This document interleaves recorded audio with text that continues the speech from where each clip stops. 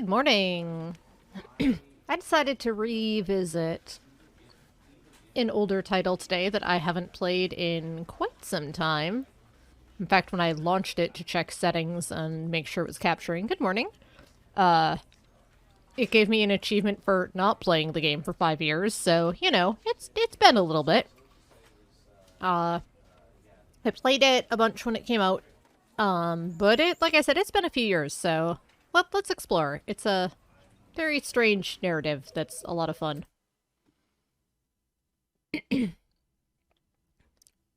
Also, you're going to hear audio cut out as I adjust levels and stuff. It's one of those games that, if it's not the focus, it doesn't like to be playing anything. This is the story of a man named Stanley. Stanley worked for a company in a big building where he was employee number 427. Employee number 427's job was simple. He sat at his desk in room 427 and he pushed buttons on a keyboard. Orders came to him through a monitor on his desk, telling him what buttons to push, how long to push them, and in what order. This is what employee 427 did every day of every month of every year. And although others might have considered it soul-rending, Stanley relished every moment that the orders came in, as though he had been made exactly for this job. And Stanley was happy. And then one day, something very peculiar happened. Something that would forever change Stanley. Something he would never quite forget. He had been at his desk for nearly an hour when he realized that not one single order had arrived on the monitor for him to follow. No one had showed up to give him instructions, call a meeting, or even say hi. Never in all his years at the company had this happened, this complete isolation. Something was very clearly wrong. Shocked, frozen solid, Stanley found himself unable to move for the longest time. But as he came to his wits and regained his senses, he got up from his desk and stepped out of his office. I'm gonna turn up the game slightly, because I know there'll be a lot of just letting the narrator talk. Basically 2 characters in this game. There's the narrator and Stanley. Like I said, let me know if volume needs to be adjusted. I'm trying to keep an eye on levels here. So this is our office. We hate Mondays. But we have a lamp. We're 427. Look at these nice form bins.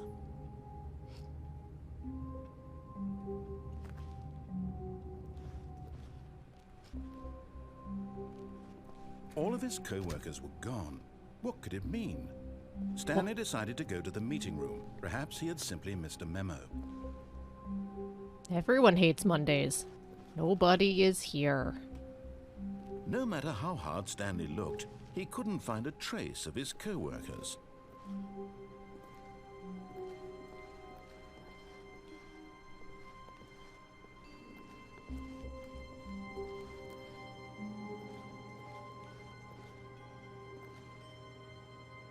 Username access.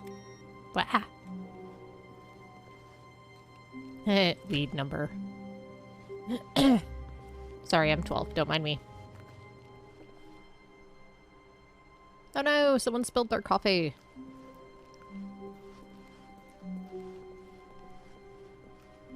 When Stanley came to a set of 2 open doors, he entered the door on his left.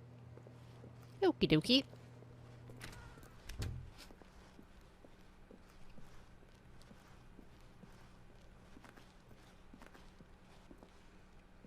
Yet there was not a single person here either. Feeling a wave of disbelief, Stanley decided to go up to his boss's office, hoping he might find an answer there. Do not alter without consulting whiteboard manager.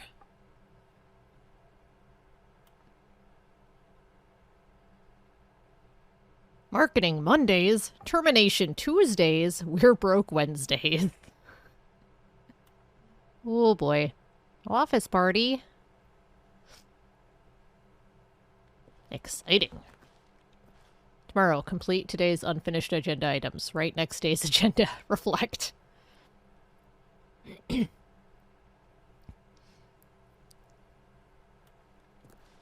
future was yesterday. Tomorrow is now. Push for funding for R&D of new coffee machine.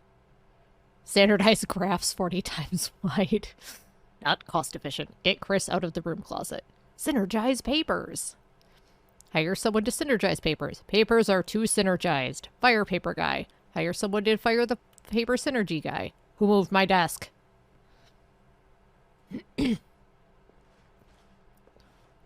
TBS reports. Uh-oh. Did they put the cover letter on the TBS reports? We can send a fax if they didn't.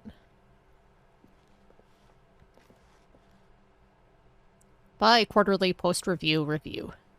We need more/less reviews. The death sport portion in the primary review schedule, but I think that's a stupid idea.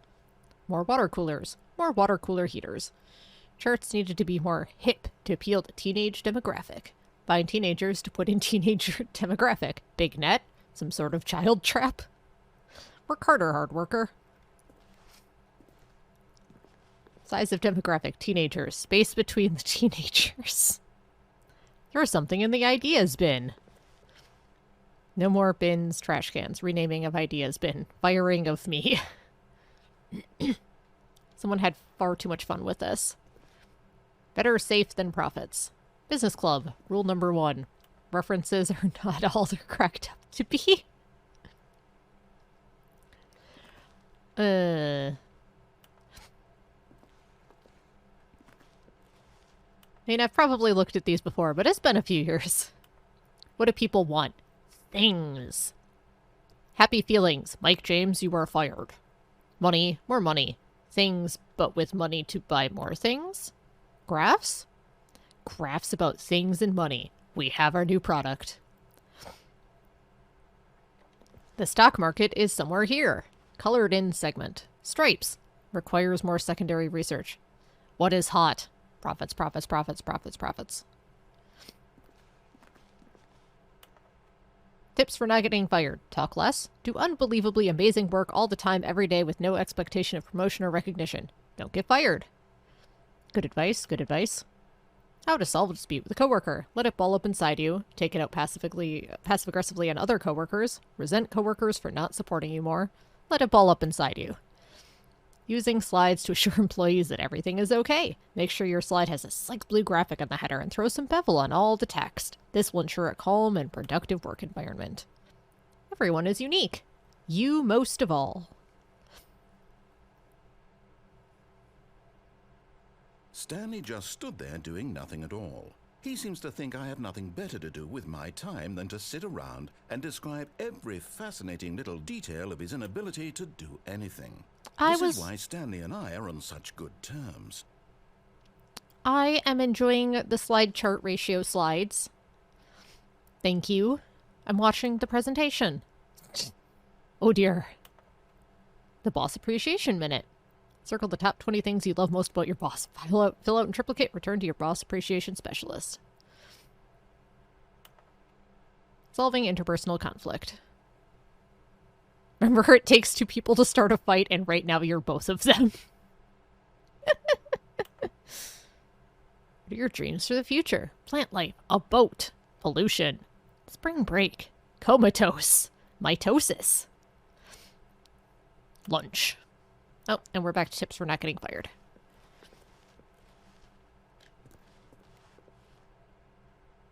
I want to look at the things. Okay. To do. Synergize core value expenditures. Shift global market paradigm. Monetize free to play. Oh. Help, I'm a post-it. Quarterly pie chart profits. I want to look at the profits. Kind of want this just in HD re-release, just so I can read all of the sheets of paper. Okay.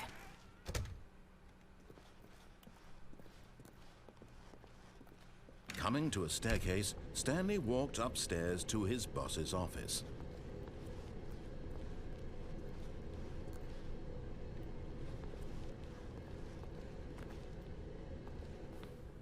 Fancy. Executive bathroom. Alright, I want to see the executive bathroom. Oh. I'm locked out of the executive bathroom.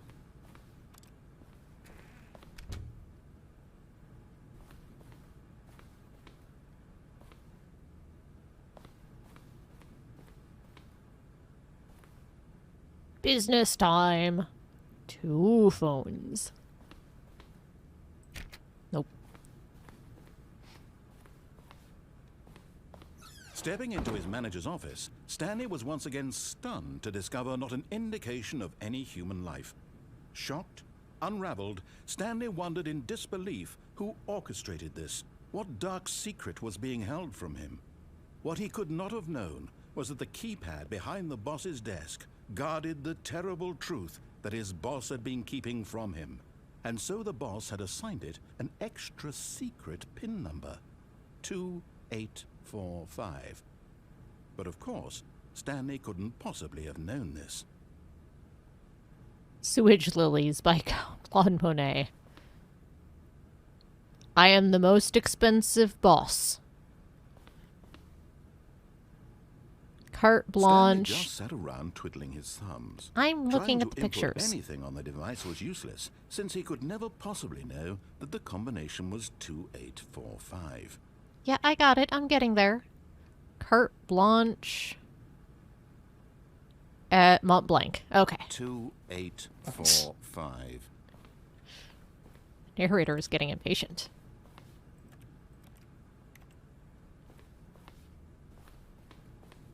I'm looking at stuff. Like these pictures. But it turns out that the panel's Oh. emergency override kicked in, and the door just opened all by itself. And Was- Stanley got the hell along with the story. Well, whoop-de-doo. I'm looking at stuff.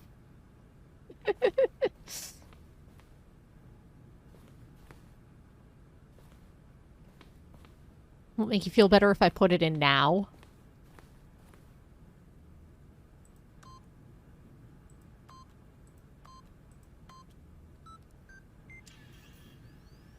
There. Happy now.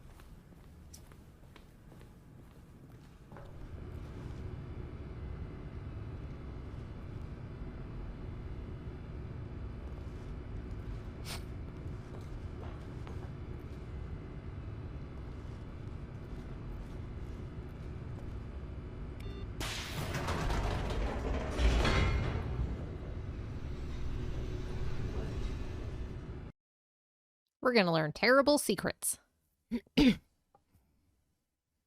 Descending deeper into the building, Stanley realized he felt a bit peculiar. It was a stirring of emotion in his chest, as though he felt more free to think for himself, to question the nature of his job. Why did he feel this now, when for years it had never occurred to him? This question would not go unanswered for long.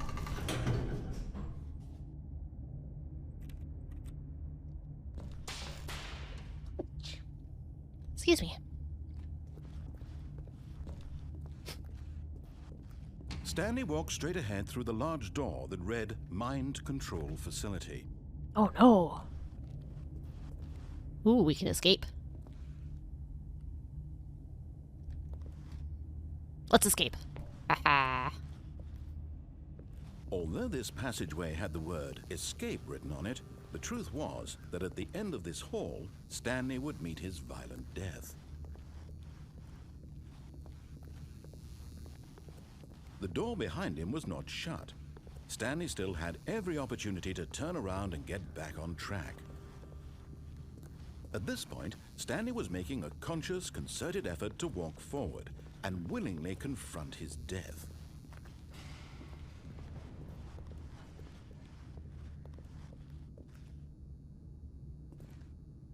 That seems safe. Splat.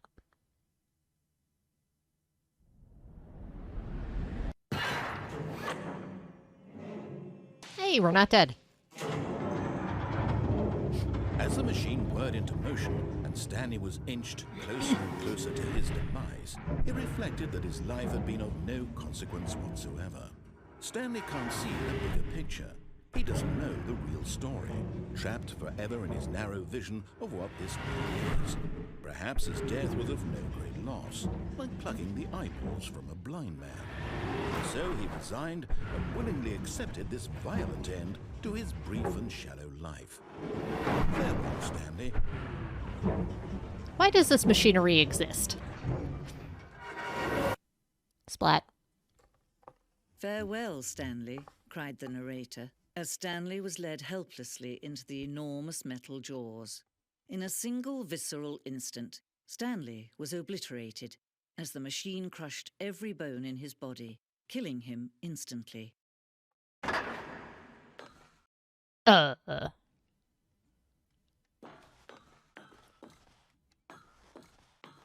think I accidentally the most convoluted ending. And yet it would be just a few minutes before Stanley would restart the game, back in his office, as alive as ever. What exactly did the narrator think he was going to accomplish? When every path you can walk has been created for you long in advance, death becomes meaningless, making life the same. Do you see now? Do you see that Stanley was already dead from the moment he hit start? I accidentally the credits. Spoilers. Spoilers! Begin the game again. We'll come back. Stanley knew the office layout like the back of his hand. It was only a matter of time before he found the others, wherever they were. Just a matter of time. I turned you off.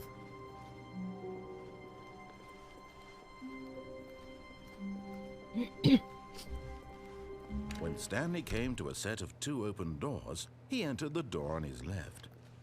No, let's go this way. This was not the correct way to the meeting room, and Stanley knew it perfectly well. Perhaps he wanted to stop by the employee lounge first, just to admire it. Woo, speedrun! Yeah, I was not attempting speedrun. But we'll go back to that ending at the end. Yes, truly a room worth admiring. It had really been worth the detour after all, just to spend a few moments here in this immaculate, beautifully constructed room. Stanley simply stood here, drinking it all in. Tons. $1.25 for cold drinks. Yes, really, really worth it being here in the room. A room so utterly captivating that even though all your co-workers have mysteriously vanished, here you sit looking at these chairs and some paintings. Really worth it. Number 1, Dad. Look, there's coffee.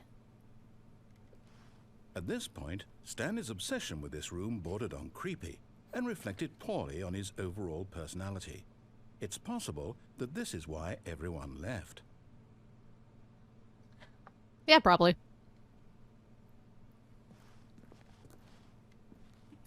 Stanley sat around waiting for more dialogue, but when a long time had passed and there was no more, he decided that the game was trying to send him a message.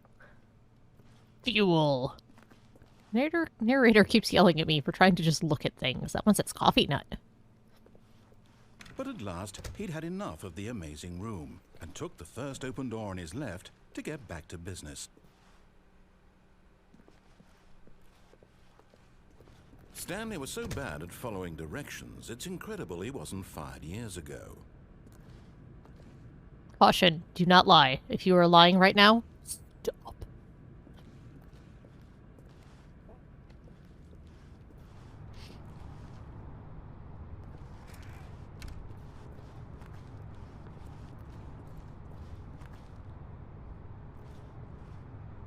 Warning, do not jump from cargo lift while it is in motion. Will cause death. Penalty for misuse of cargo lift. Penalty for jumping off the cargo lift.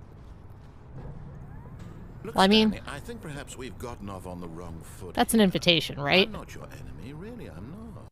But in his eagerness to prove that he is in control of the story and no one gets to tell him what to do, Stanley leapt from the platform and plunged to his death. Good job, Stanley. Everyone thinks you are very powerful. Good, as they should. I can't wait to tell this story to my co-workers, Stanley thought. How amusing they'll find it. Oh, won't we all just laugh and laugh at the time I thought everyone had gone missing. No matter how hard Stanley looked, he couldn't find a trace of his co-workers.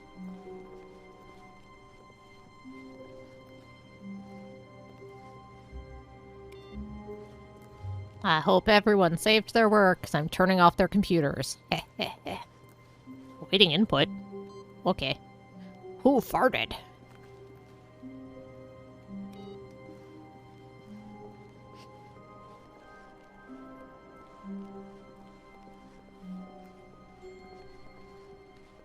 When Stanley came to a set of 2 open doors, this was not the correct way to the meeting room, and Stanley knew it perfectly well. Perhaps he wanted to stop by the employee lounge first, just to admire it. Wow. Yes, this room. What a beautiful room. What a gorgeous, gorgeous room. Thank goodness Stanley had taken this detour on his way to the meeting room.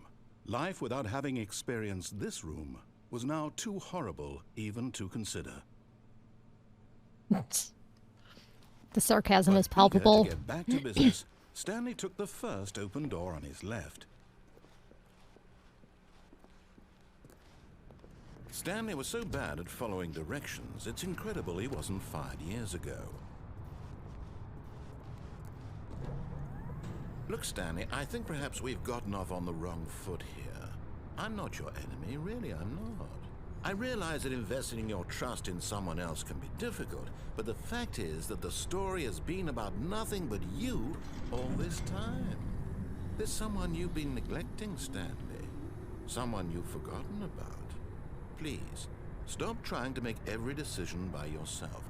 Now, I'm not asking for me, I'm asking for her. This is it, Stanley. Your chance to redeem yourself. To put your work aside. To let her back into your life. She's been waiting. Can I go back? Nope.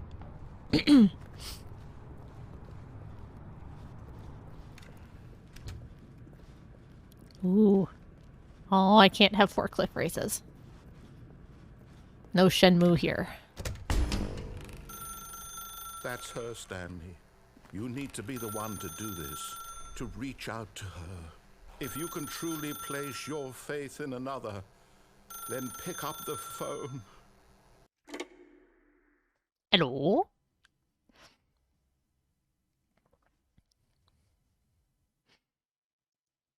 Oh, Stanley, is that you? Hold on, sweetie. Sorry to keep you waiting. I'm just pulling the bread out of the oven. All right. Okay, there we go. All right, now, I want you to come in and tell me all about your day. Gotcha. Oh, come on. Did you actually think you had a loving wife who'd want to commit their life to you? Wow, I'm trying to make a point rude. here, Stanley. I'm trying to get you to see something. Come inside. Let me show you what's really going on here. Rude? Sorry, but you're in my story now. Alright. I vaguely remember some of This this. is a very sad story about the death of a man named Stanley. What if I don't?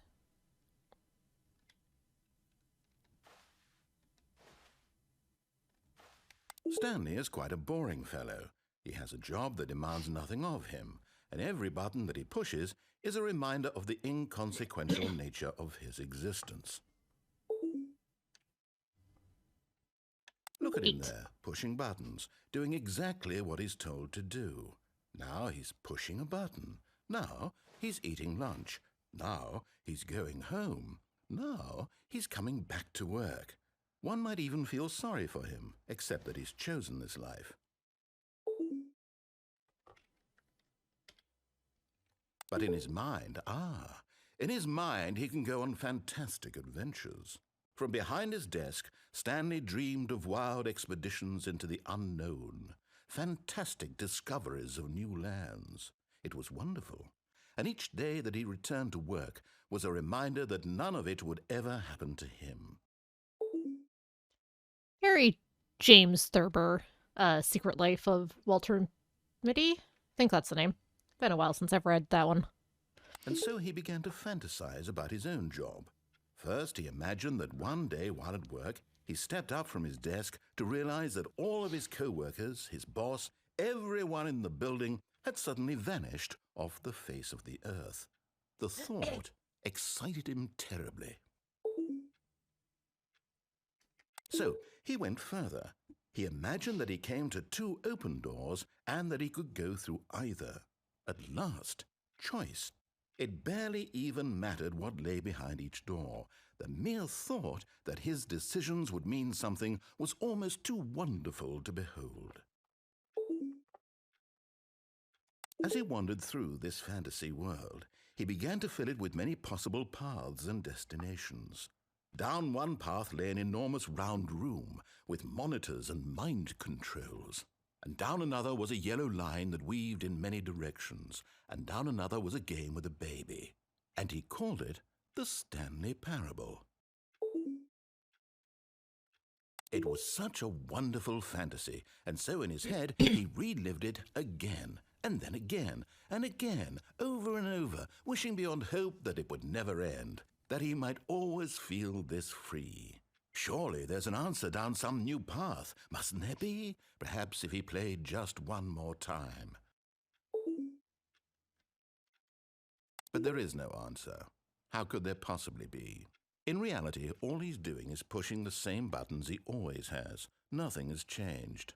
The longer he spends here, the more invested he gets, the more he forgets which life is the real one. And I'm trying to tell him this, that in this world he can never be anything but an observer, that as long as he remains here, he's slowly killing himself. But he won't listen to me. He won't stop. Here, watch this. Stanley, the next time the screen asks you to push a button, do not do it.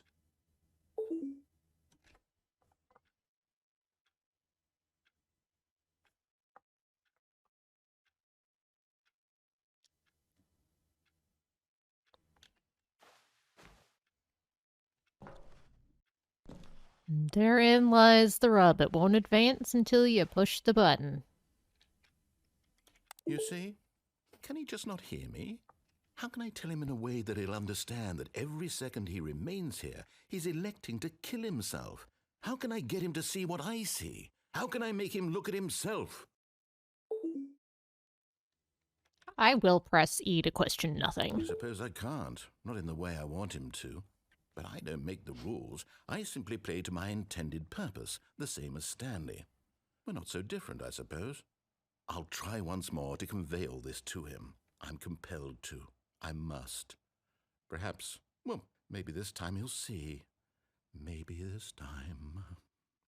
And I tried again, and Stanley pushed a button. And I tried again, and Stanley pushed a button. And I tried. Cheerful! And we're back.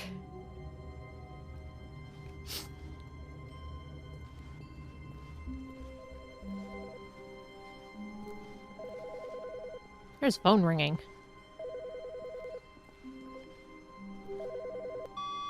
Good morning. Thank you for contacting the Future Happiness Foundation. We are confirming your shipment of 1,327 cardboard boxes to your place of work. Can you verify that this is correct?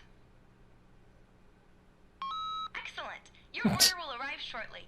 Thank you again for contacting the Future Happiness Foundation. Hooray! We're gonna have future happiness in the form of tons of boxes.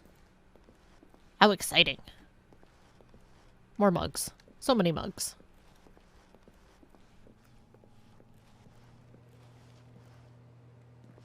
Be my Valentine. Eh. Ooh. More input.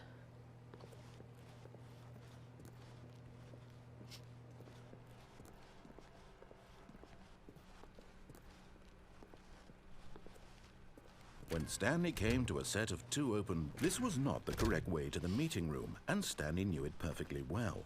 Perhaps he wanted to stop by the employee lounge first, just to admire it. The lounge was sublime, a work of art. What was it about this room that called so deeply and so personally to Stanley? Its grace? Its subtle charm? No. Stanley knew it was something deeper. Something darker. Ooh. Employee lounge secrets. Yes. Really, really worth it being here in the room. A room so utterly captivating that even though all your co-workers have mysteriously vanished, here you sit looking at these chairs and some paintings. Really worth it. It was. Eager to get back to business, Stanley took the first open door on his left. Stanley was so bad at following directions, it's incredible he wasn't fired years ago. Look, Stanley, I think perhaps we've gotten off on the wrong foot here. I'm not your enemy, really, I'm not. I realize that investing your trust in someone else can be difficult, but the fact is that the story has been about nothing but you all this time. There's someone you've been neglecting, Stanley. Someone you've forgotten about. Please, stop trying to make every decision by yourself. Now, I'm not asking for me, I'm asking for her. She doesn't exist, you liar. This is it, Stanley. Your Can I go this way? chance to redeem yourself. Nope. To put your work aside. To let her back into your life. She's been waiting.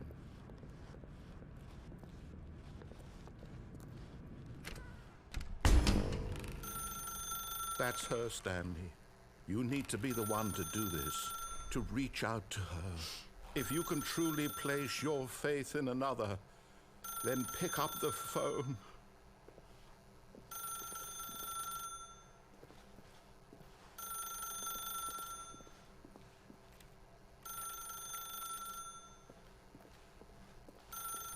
No. As Stanley picked up the phone, a white light engulfed him, filling him not just with radiance, but with hope. Hope for a life reunited one... Wait. Oh, goodness. Stanley, did you just unplug the phone? No, that wasn't supposed to be a choice. How did you do that? You actually chose incorrectly. I didn't even know that was possible. Let me double check. No, it's definitely here, clear as day. Stanley picks up the phone. He's taken to his apartment where he finds his wife, and the two pledge themselves to one another. Music comes in, fade to white, roll credits. That doesn't happen Picking either. up the phone is actually somehow an incorrect course of action. How is that even possible? None of these decisions were supposed to mean anything. I don't understand. How on earth are you making meaningful choices? What did you... Wait a second.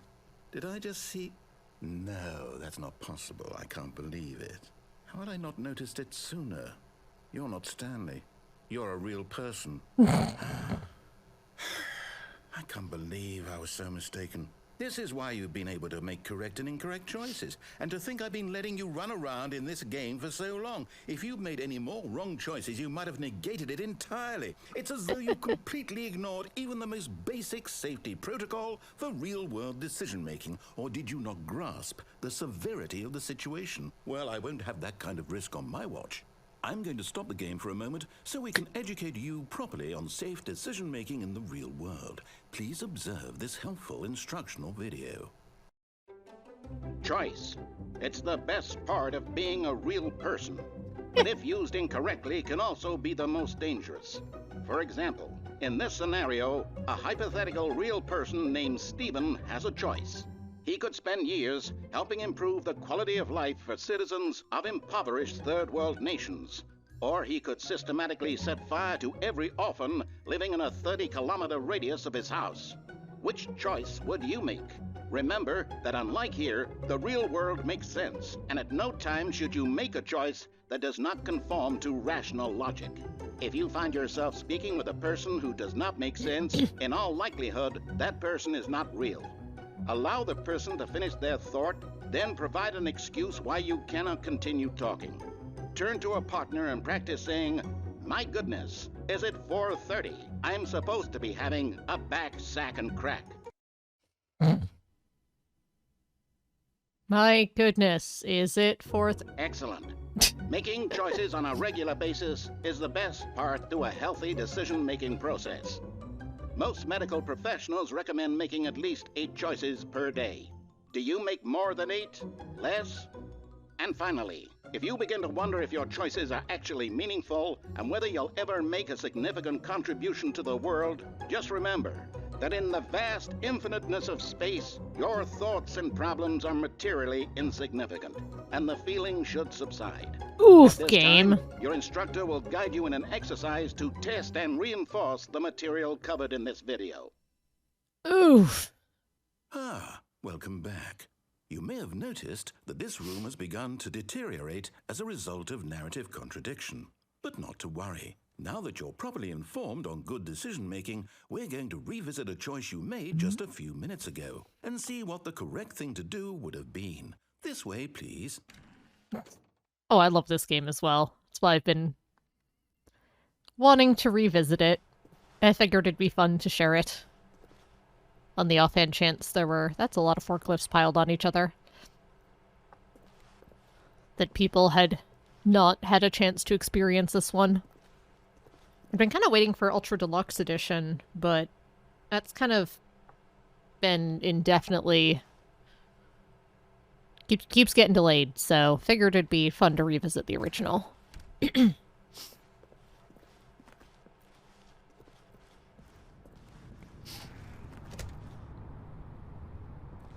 Oh, there's a safety railing now. Now that we know your choices are meaningful, we can't have you jumping off the platform and dying. Imagine the main character dying senselessly halfway through the story. That story would make no sense at all. We just need to get you home as soon as possible before the narrative contradiction gets any worse.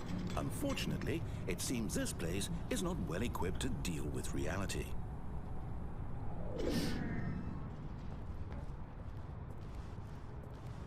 Oh, there's railings here, too.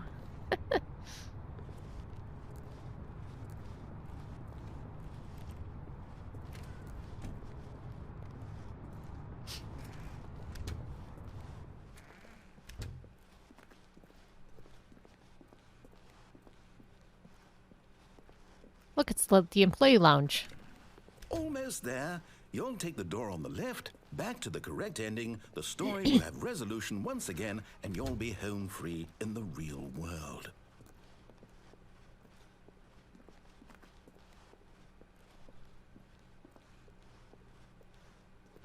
Now remember, all you need to do is behave exactly as Stanley would.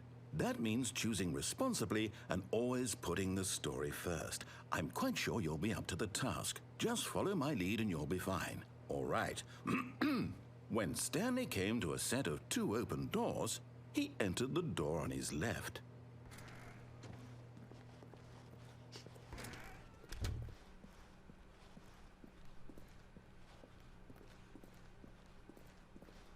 Yet there was not a single person here either. Feeling a wave of disbelief, Stanley decided to go up to his boss's office, hoping he might find an answer there. Oh, it just put me back onto the regular branch. Wonder if Chris is still in here. Nope. Coming to a staircase, Stanley walked upstairs to his boss's office. I can't go downstairs either.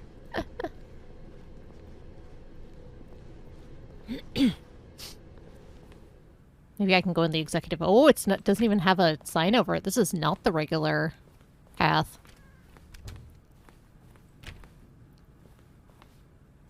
This is different. Stepping inside his manager's office, Stanley was once again stunned to discover not an indication of any human life. Shocked, unraveled, Stanley wondered in disbelief who orchestrated this, until he saw the door with a voice receiver next to it. Surely behind this door lay all the answers to his questions. And beyond all probability, he knew the passcode. He had seen it on his boss's computer just last week. Nightshark 115. Was this the code to open the door? Would it still work? There was only one way to find out.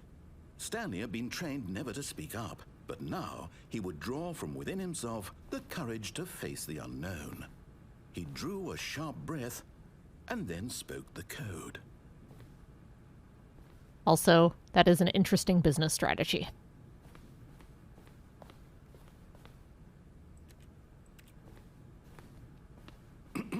Stanley spoke the code. Night Shark 115. He spoke it into the receiver, right there on the wall. This game doesn't have microphone support. Night Shark 115. I'm sorry, is there a problem? Sure. You didn't mishear me, did you? 115. Please speak the code into the receiver. Otherwise, we can't get on with the story. This is a crucial step. I got bad news, narrator. Okay, fine, you're not gonna do it, but you know what? It's pretty humiliating to bring you this far, only for you to suddenly decide you have better things to do. I asked you for this one single thing, for your respect. The kind of respect Stanley shows for his choices. He knows what it means to take a story seriously. If you didn't want to see what I had to show you, then why did you come here? You had a choice, you know. You could have gone through the door on the right. You could have done whatever the hell you wanted over there. Why did you come this way? Speak. Say something to me. Explain yourself, you coward. Behave exactly as Stanley would. That means choosing responsibly and always putting the story first. I'm quite sure you'll be up to the task. Just follow my lead and you'll be fine. All right. When Stanley came to a set of 2 open doors, he entered the door on his left. I think I'm supposed to go right now. No! Why did you do that? Quickly, hurry back in the other direction. Perhaps we're not too late.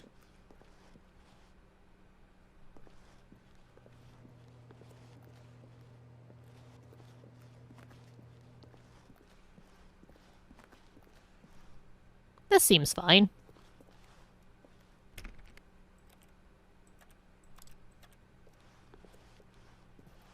That is a beautiful piece of art. It's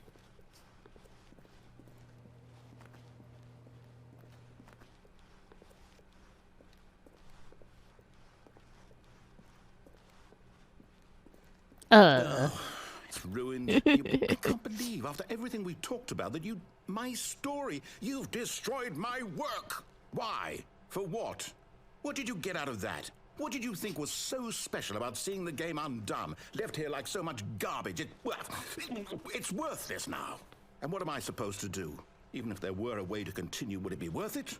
To know that my story is now incorrect? How can I go back to that? I can't erase that knowledge. I'll have to live with it forever, reliving its impossibility forever. I couldn't live that way. Is it better to shut the game down entirely? To willingly destroy all of my work? I don't know. What's the answer? What do I do? What do I do? What do I...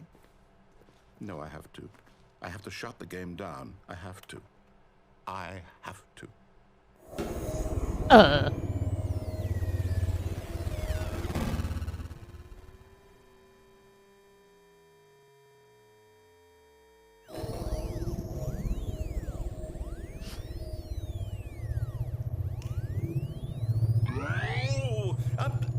I'm here.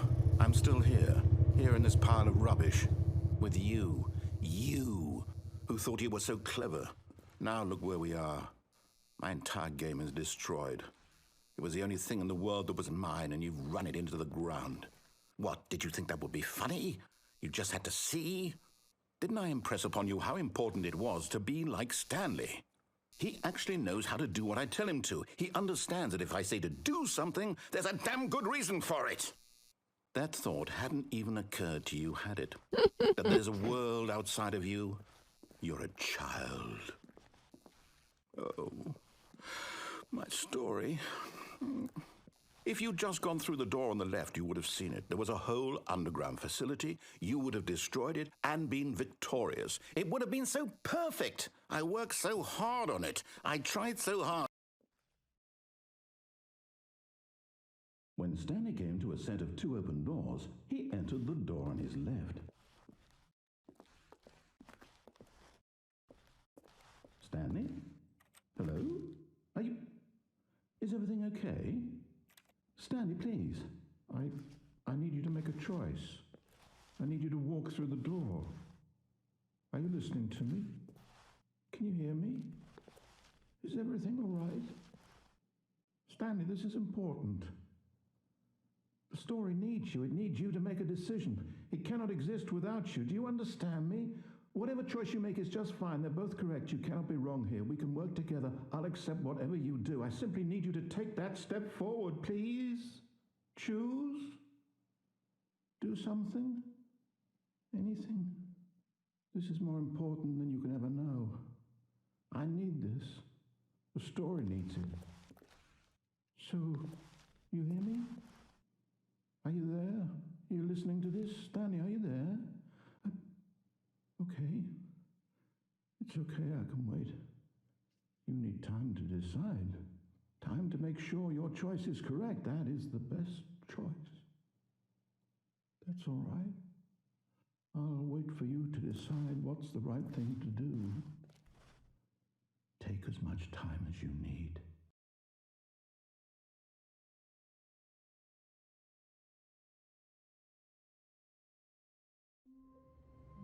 Actual credits roll.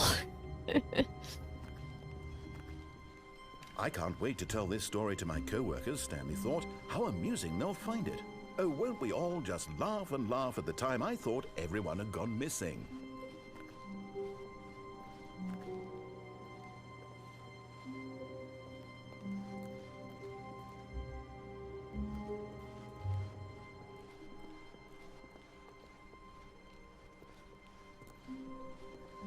When Stanley came to a set of 2 open doors, he entered the door on his left. After how sad we made the narrator, let's go along with him.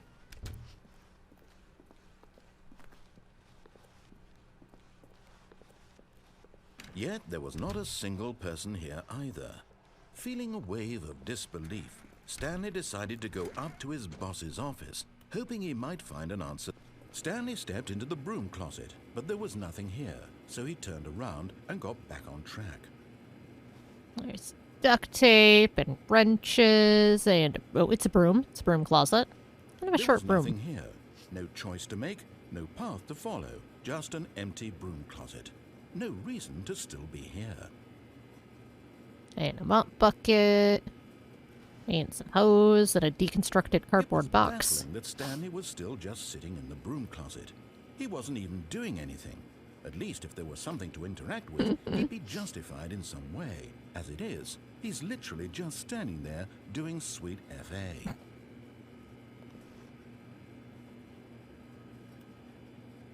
Is that a rivet gun? Are you really still in the broom closet? Standing around doing nothing? Why? Please offer me some explanation here. I'm genuinely confused. Well, now I'm standing here because you're continuing to talk about it. You do realize there's no choice or anything in here, right? If I'd said Stanley walked past the broom closet, at least you would have had a reason for exploring it to find out. But it didn't even occur to me because literally this closet is of absolutely no significance to the story whatsoever. I never would have thought to mention it. It was listed on the whiteboard. Maybe to you this is somehow its own branching path. Maybe when you go talk about this with your friend, you'll say, "Oh, did you get the broom closet ending? The broom closet ending was my favorite." I hope your friends find this concerning. Wow. Stanley was fat and ugly and really, really stupid. He probably only got the job because of a family connection. That's how stupid he is. That or with drug money. Also, Stanley was addicted to drugs and hookers. Well, you know, you gotta do what you gotta do. Well, I've come to a very definite conclusion about what's going on right now. You're dead. You got to this broom closet, explored it a bit, and were just about to leave because there's nothing here, when a physical malady of some sort shut down your central nervous system and you collapsed on the keyboard. Well, in a situation like this, the responsible thing is to alert someone nearby so as to ensure that your body is taken care of before it begins to decompose.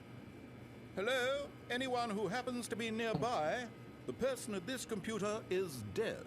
He or she has fallen prey to any number of your countless human physiological vulnerabilities. It's indicative of the long-term sustainability of your species. It's not Please wrong. remove their corpse from the area and instruct another human to take their place at the computer, making sure they understand basic first-person video game mechanics and filling them in on the history of narrative tropes in video gaming, so that the irony and insightful commentary of this game is not lost on them. All right, when you've done that, just step out into the hallway.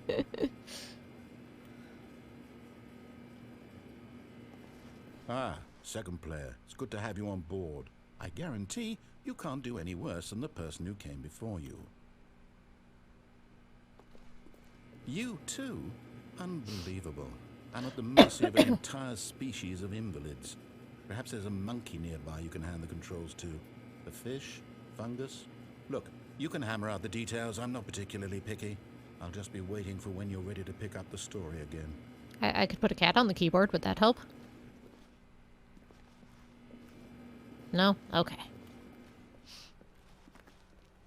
Oh, we can go downstairs. Coming to a staircase, Stanley walked upstairs to his boss's office. I was gonna go along with the narrator, but then he was rude, so, you know, we're going downstairs now. Fire hose. There's a box. And a note I can't read. But Stanley just couldn't do it. He considered the possibility of facing his boss. Admitting he had left his post during work hours, he might be fired for that. And in such a competitive economy, why had he taken that risk? All because he believed everyone had vanished?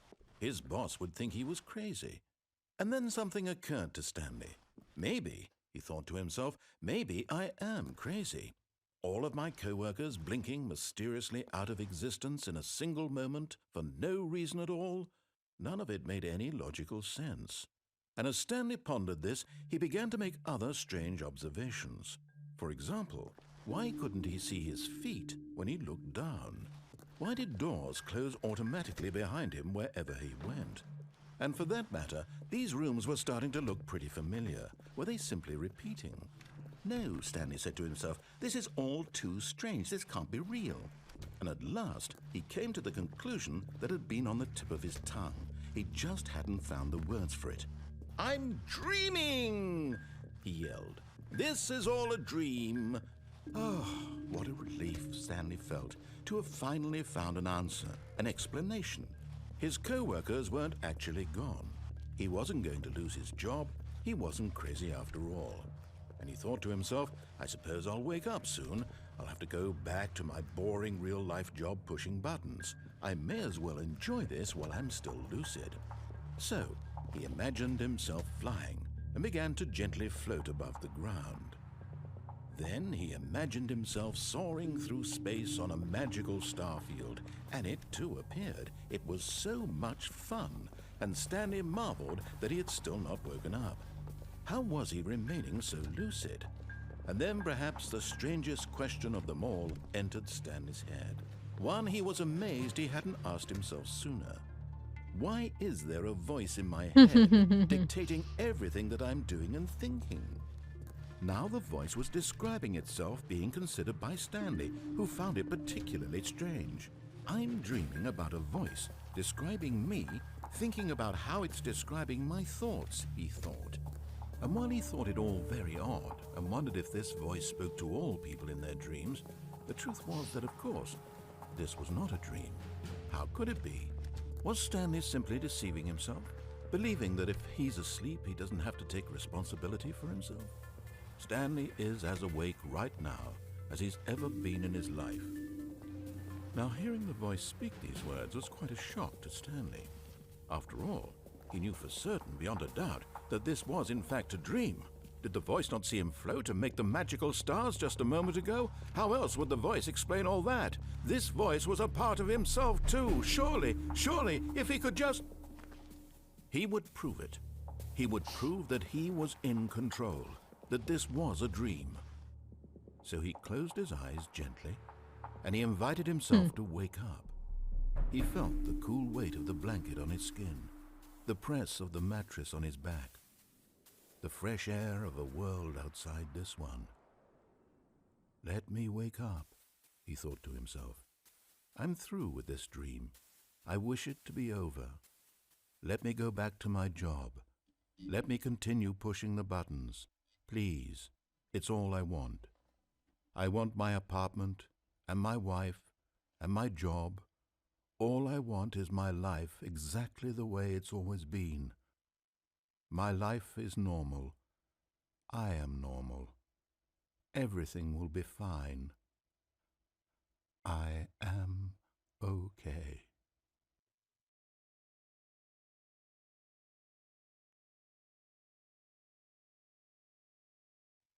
Stanley began screaming. Please, someone, wake me up. My name is Stanley. I have a boss. I have an office. I am real. Please, just someone tell me I am real. I must be real. I must be. Can anyone hear my voice? Who am I? Who am I? And everything went black. That seems bad. This is the story of a woman named Mariella. Mariella woke up on a day like any other. She arose, got dressed, gathered her belongings, and walked to her place of work. But on this particular day, her walk was interrupted by the body of a man who had stumbled through town talking and screaming to himself, and then collapsed dead on the sidewalk. And although she would soon turn to go call for an ambulance, for just a few brief moments she considered the strange man. He was obviously crazy. This much she knew. Everyone knows what crazy people look like. And in that moment, she thought to herself how lucky she was to be normal. I am sane. I am in control of my mind. I know what is real and what isn't. It was comforting to think this, and in a certain way, seeing this man made her feel better. But then she remembered the meeting she had scheduled for that day, the very important people whose impressions of her would affect her career, and by extension, the rest of her life. She had no time for this, so it was only a moment that she stood there, staring down at the body. And then she turned and ran.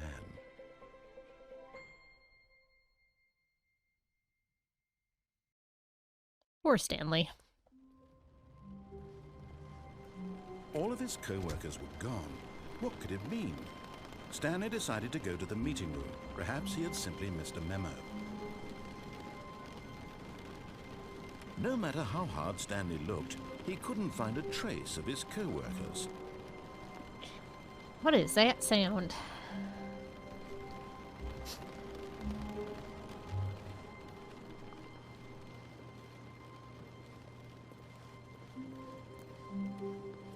It's getting quieter.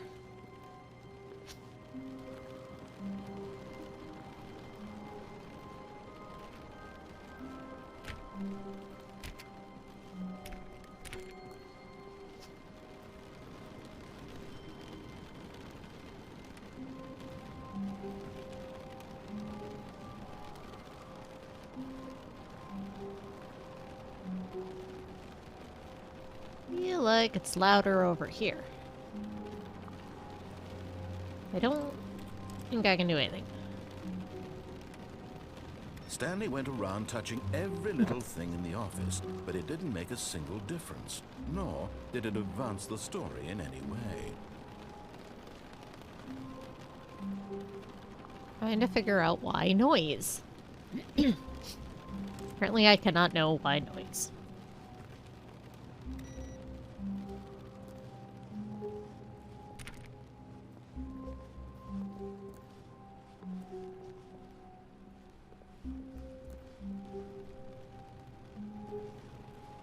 When Stanley came to a set of 2 open doors, he entered the door on his left.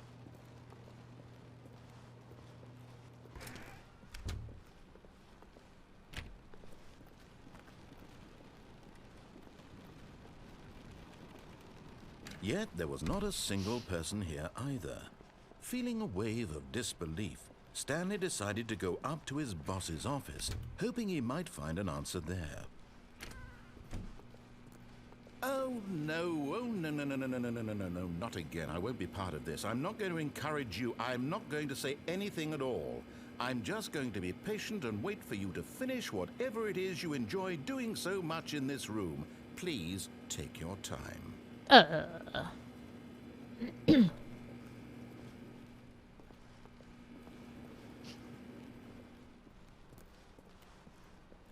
Coming to a staircase, Stanley walked upstairs to his boss's office. Alright, so we did downstairs.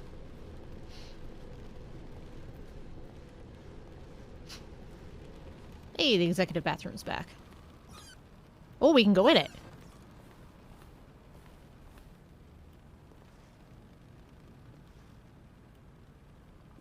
Because the boss knows that what the boss says goes. If the boss ever says that's what the boss chose.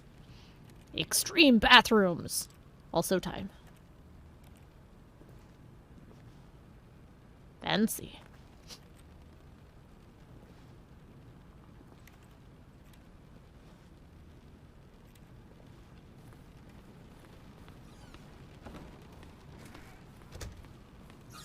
Ooh, we can go here now. Indoors monthly. Help, I can't find my cat. Could it be indoors? Could B be indoors? What wallpaper should I put in my kitchen? I can't read that bottom one. Ooh, more info about the graphs that we do at this company, apparently. Shapes! Exclusive. Mike James talks about his new box. Ooh, exciting.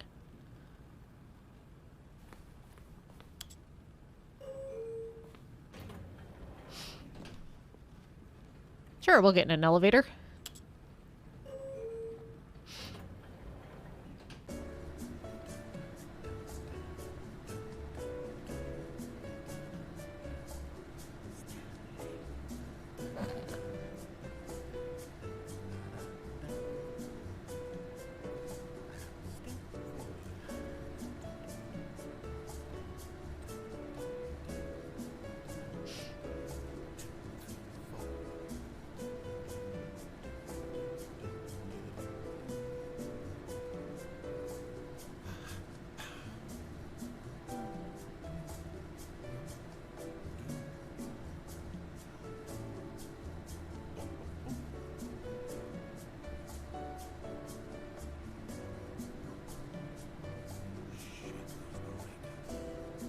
I appreciate the narrator singing along.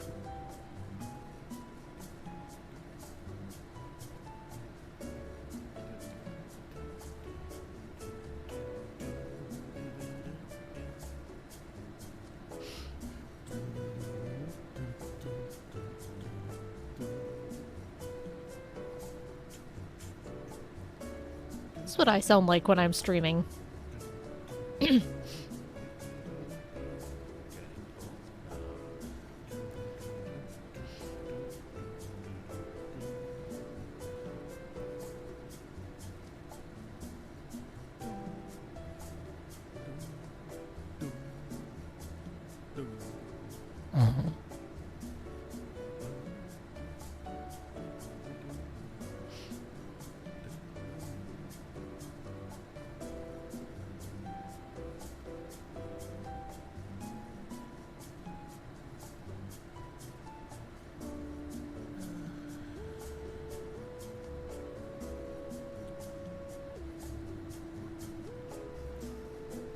I probably need to click something to advance, but I'm enjoying the music.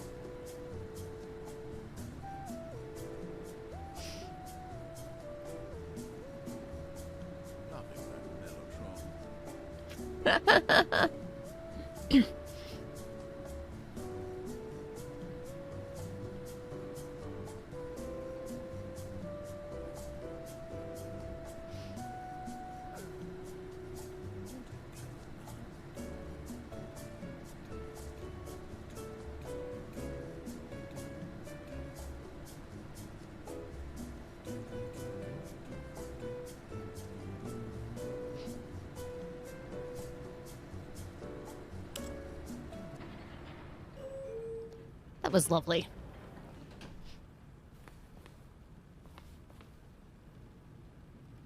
the room we were just in.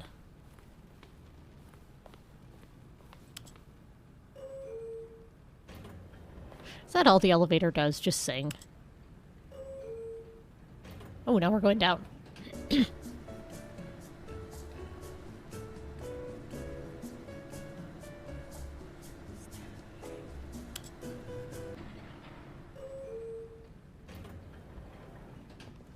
Nope, the elevator didn't go anywhere.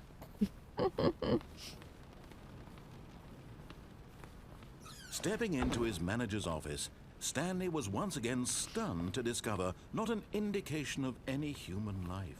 What could it mean? Stanley wondered aloud to nobody. He began wildly tearing through papers on the boss's desk, pulling books off the shelf, looking behind paintings. Desperate for... Stanley was in such a rush to get through the story as fast as possible. He didn't even have a single minute to just let the narrator talk. That kind of anxiety isn't healthy, so he relaxed for a few moments with some calming New Age music.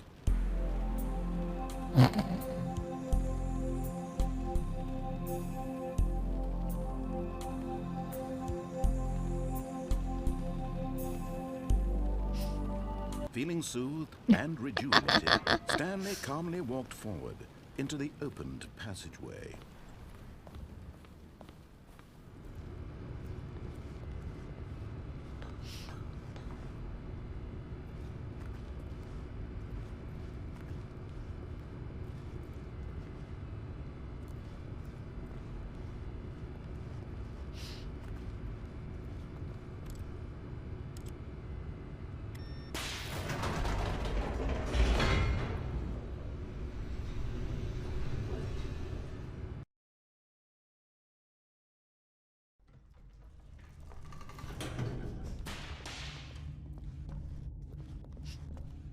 Stanley walked straight ahead through the large door that read Mind Control Facility.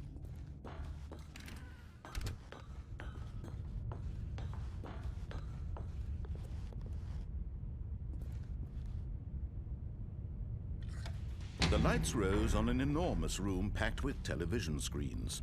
What horrible secret did this place hold? Stanley thought to himself.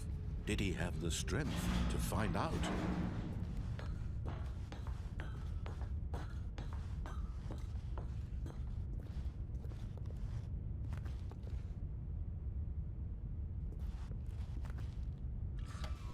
Now the monitors jumped to life, their true nature revealed. Each bore the number of an employee in the building, Stanley's co-workers. The lives of so many individuals reduced to images on a screen, and Stanley, one of them, eternally monitored in this place where freedom meant nothing.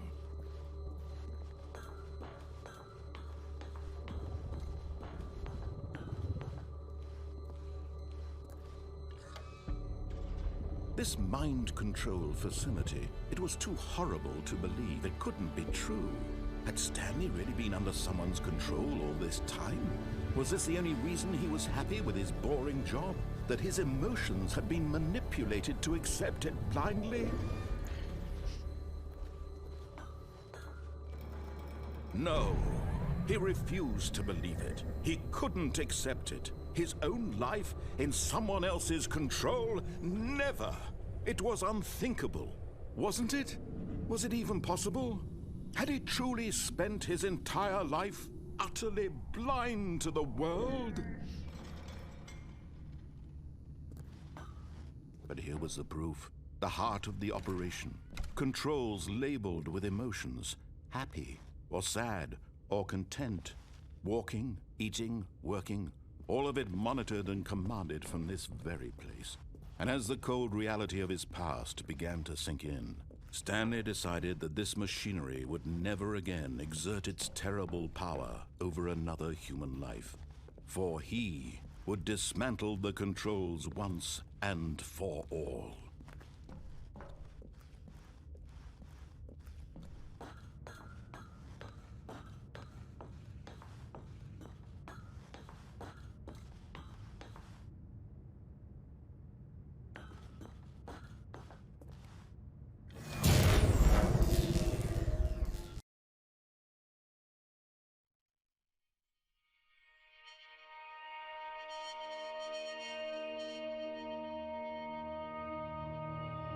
blackness and a rising chill of uncertainty.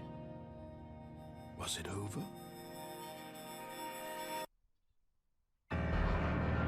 Yes! He had won! He had defeated the machine, unshackled himself from someone else's command. Freedom was mere moments away. And yet, even as the immense door slowly opened, Stanley reflected on how many puzzles still lay unsolved. Where had his co-workers gone? How had he been freed from the machine's grasp? What other mysteries did this strange building hold? But as sunlight streamed into the chamber, he realized none of this mattered to him.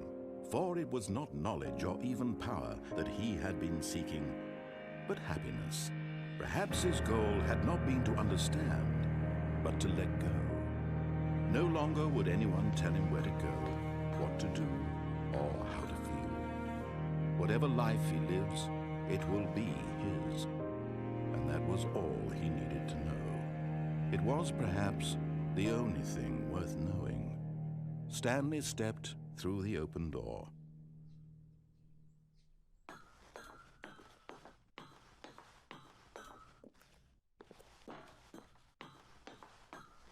It's pretty. Stanley felt the cool breeze upon his skin, the feeling of liberation, the immense possibility of the new path before him. This was exactly the way, right now, that things were meant to happen. And Stanley was happy.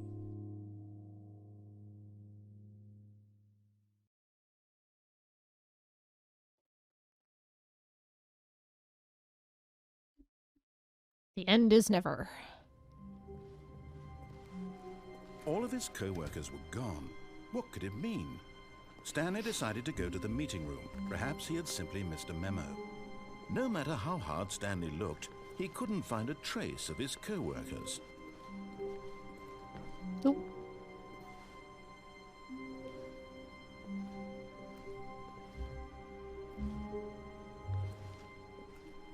We own a desk now. Not that it does anything.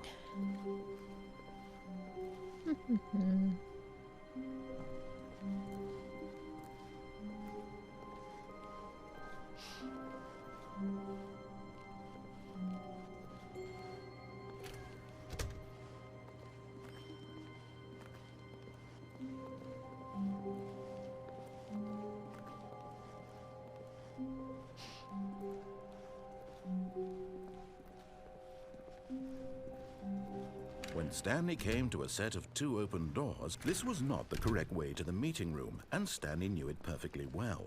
Perhaps he wanted to stop by the employee lounge first, just to admire it. Standing now in this incredible room, Stanley for the first time understood true happiness. Then the feeling went away, and he felt sad again. Then it came back, and lingered for a minute or two. Now it's only half there.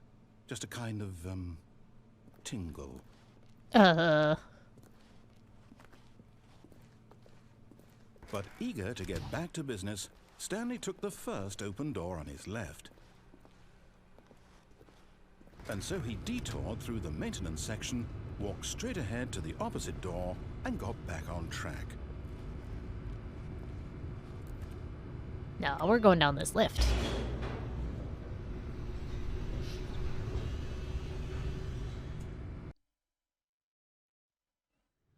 But Stanley didn't want to go back to the office. He wanted to wander about and get even further off track. So now in order to get back, he needed to go, from here it's, left. Oh, no, it's to the right, my mistake. No, not the right. Why would I have ever said it was to the right? What was I thinking? It's clearly... Oh dear, would you hold on for a minute, please? Oh no, the narrator's lost. Now, let's see. We went down right, left, down, left, right. Yep, okay, yes. I've got it now. This story is absolutely, definitely this way.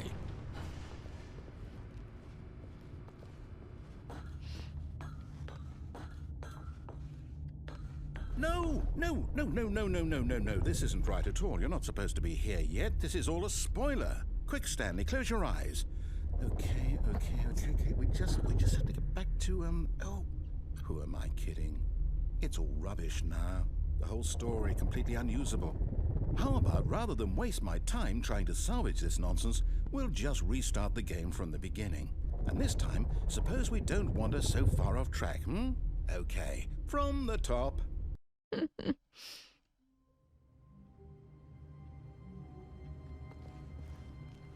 All of his co-workers were gone. What could it mean? Stanley decided to go to the meeting room. Perhaps he had simply missed a memo.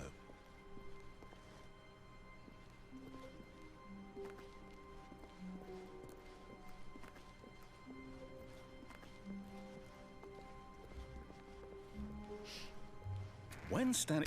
Wait, what? No, I restarted. I swear, I definitely restarted the game over, completely fresh.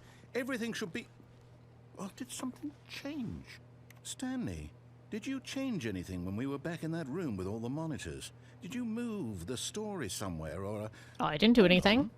Why am I asking you? I'm the one who wrote the story. It was right here just a minute ago. I know for sure that it's here somewhere. Okay, then. It's an adventure. Come, Stanley. Let's find the story. I want to go this way.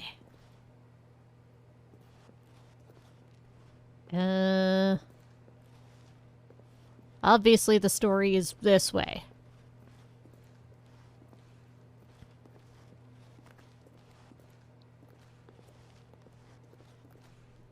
Everyone knows what you did.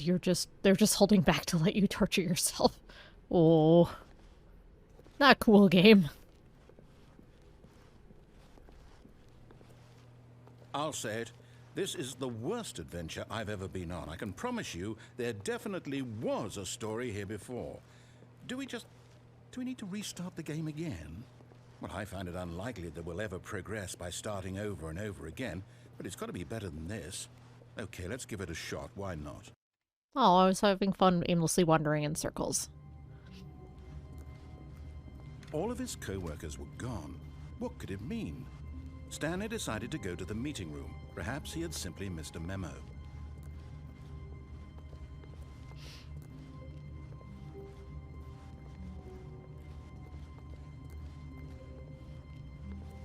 Okay, yep, it's worse. I might be remembering this wrong. It's possible the story is back where we just came from. Why don't we go back the other direction and see if we missed anything? I mean, I don't have much for options.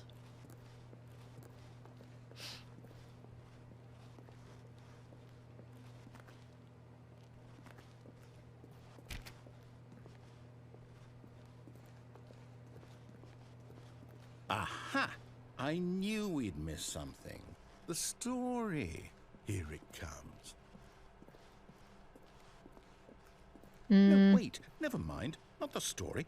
Okay, let's head back the other way and retrace our steps.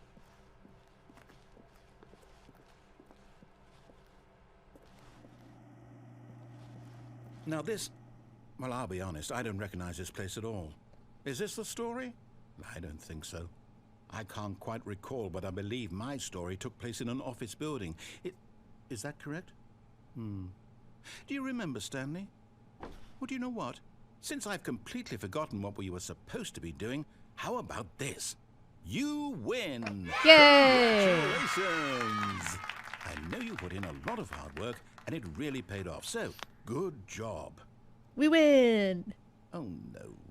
No, I don't feel right about this at all. Oh. We both know you didn't put in any actual work for that win. Some people win fair and square, and this was not one of those situations. But I got cheering and Okay, everything. I'm getting weirded out by whatever this place is. I don't care what might happen this time. I have to restart.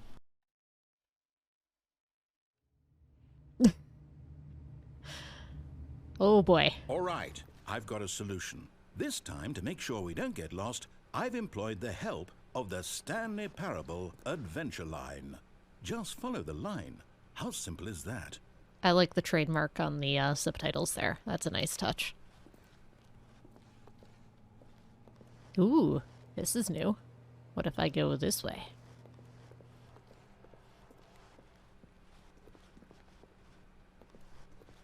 Oh. No, Wait. no, I'm down. We're leaving it up to the line from now on. Alright. Back to the adventure line.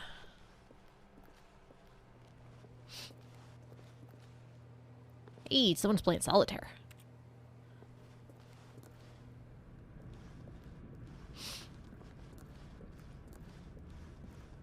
You see? The line knows where the story is. It's over in this direction. Onward, Stanley, to destiny. To Destiny! Here's a thought. Wouldn't wherever we end up be our destination, even if there's no story there? Or to put it another way, is the story of no destination still a story? Yes. Simply by the act of moving forward, are we implying a journey such that a destination is inevitably conjured into being via the very manifestation of the nature of life itself? Okay, Stanley, I need to follow this train of thought for a minute. Just stick with me. Now, we can both agree that the nature of existence is in fact a byproduct of one's subjective experience of that existence, right? Okay. Now, if my experience of your existence rests inside of your subjective experience of this office, is this office, in fact, the skeleton of my own relative experiential mental subjective construct? Whoa, whoa, whoa, whoa, whoa. Hang on. That got a bit weird back there. Well, I'd like to apologize. Not sure where I was going with all that. You know what? I think what we need right now is a bit of music to lighten the mood. Ooh.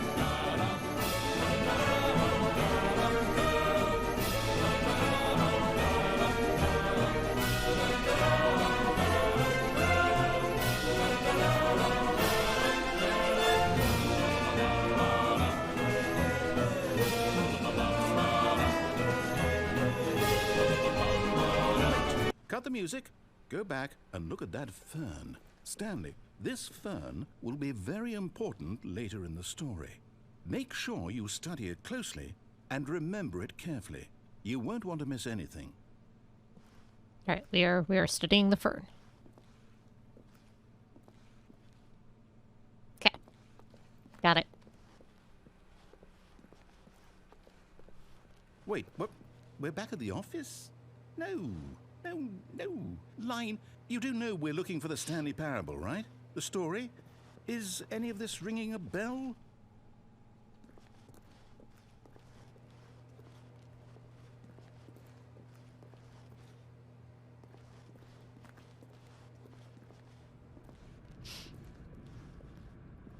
Oh, no, not again, Line. How could you have done this to us? And after we trusted you, after everything we've been through, you...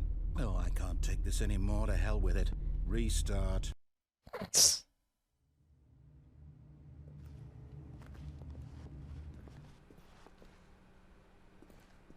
You know what, Stanley? I say forget the adventure line. What's it ever done for us? We're intelligent people, right? Why can't we make up our own story? Something exciting, daring, mysterious. Ooh, this all sounds perfectly doable. Why don't we simply start wandering in, well, I don't know. How about this direction? No, okay. Now, yes, this is exciting. Just me and Stanley forging a new path, a new story. Well, it could be anything. What do you want our story to be? Go wild. Use your imagination. Whatever it might be, Stanley, I'm ready for it. Oh, no, not you again.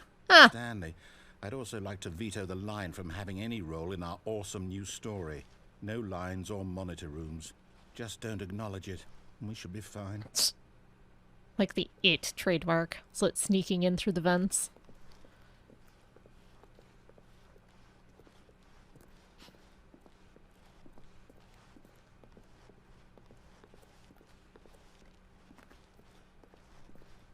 Goodbye, line. Ah, a choice. We get to make a decision. From here, the story is in our control. How important we mustn't squander the opportunity. In fact, I believe I need a minute to think here. Just walk in circles for a minute. Okay, so I know that each door has to lead somewhere, which means that somewhere at the place where we're trying to go, there must be a reverse door that leads here. And that in turn means that our destination corresponds with the counter-inverted reverse door's origin. So starting from the right, let us ask, will taking the right door lead us to where we're going? And since the answer is clearly yes, then by all accounts, the door on the right is the correct one. Another victory for logic. Come, Stanley, our destiny awaits. I have questions about that line of logic. Oh, hold up, what's this? The confusion ending. You're telling me that's what this is? It's all one giant ending? And we're supposed to restart the game, what, eight times? That's really how all this goes? It's all determined? So now, according to the schedule, I restart again. Then what? Am I just supposed to forget? Well, what if I don't want to forget? My mind goes blank simply because it's written here on this thing, wall. Well, who consulted me?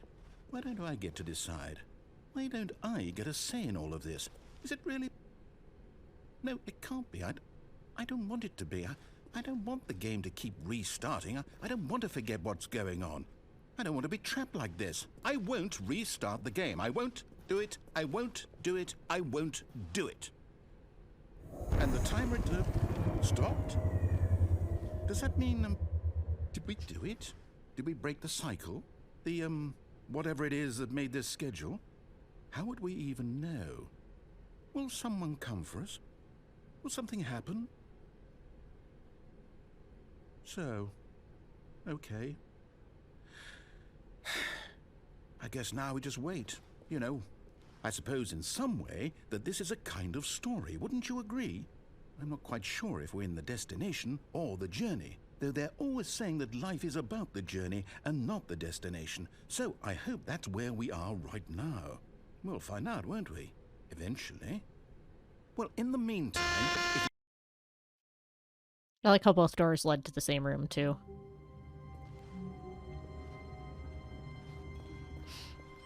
all of his co-workers were gone, what could it mean? Stanley decided to go to the meeting room. Perhaps he had simply missed a memo.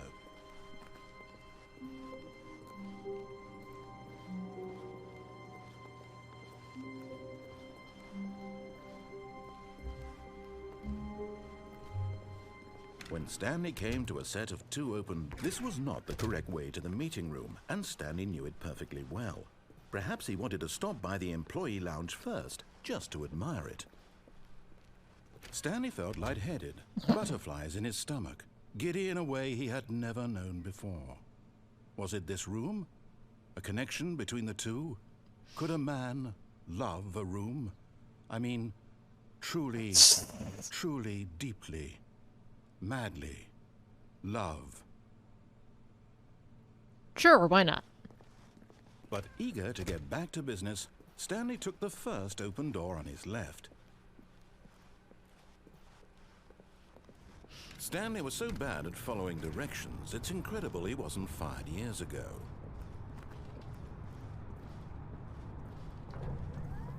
Oh, well, look who's got cold feet. Sorry to break it to you, Stanley, but that lift isn't coming back.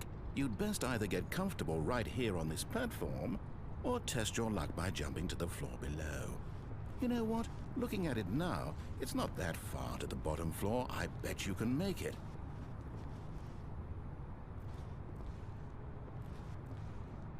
Come on. I'm sure you'll survive the jump. Don't tell me you're scared. That's not the Stanley I know. Do it! Do it! Do it! Do it! Do it! Do it! Do it!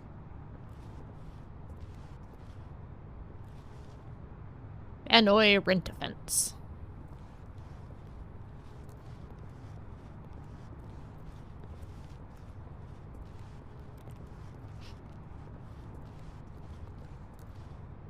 Alright, I guess our option is jump to our death. Whoops. Looks like I was wrong. How clumsy of me. How clumsy indeed.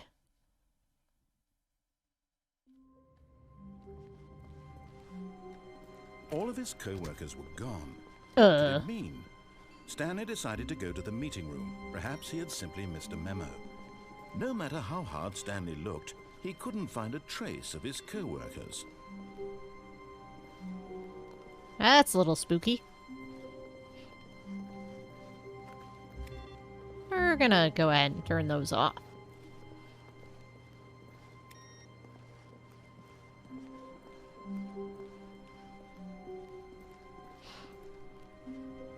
When Stanley came to a set of 2 open doors, he entered the door on his left.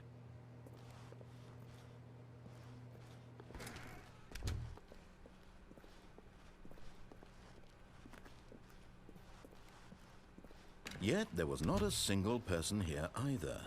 Feeling a wave of disbelief, Stanley decided to go up to his boss's office, hoping he might find an answer there.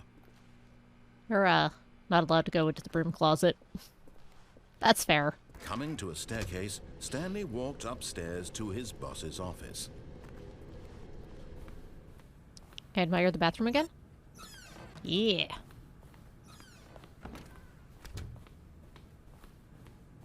Okay, I think we all know the drill by now. Blah, blah, blah. Dark secrets, the keypad. Stanley pushes some buttons. Oh, hey, look, it's a new passageway. Quelle surprise.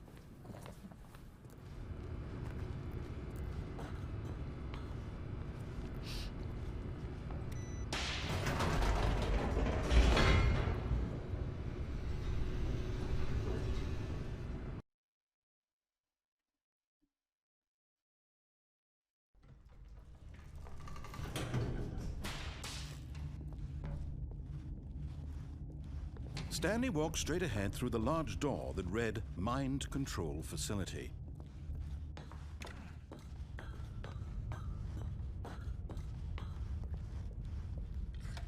The lights rose on an enormous room packed with television screens. What horrible secret did this place hold? Stanley thought to himself. Did he have the strength to find out?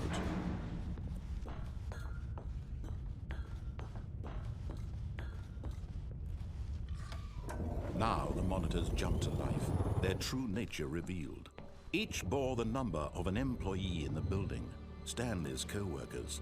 The lives of so many individuals reduced to images on a screen, and Stanley, one of them, eternally monitored in this place where freedom meant nothing.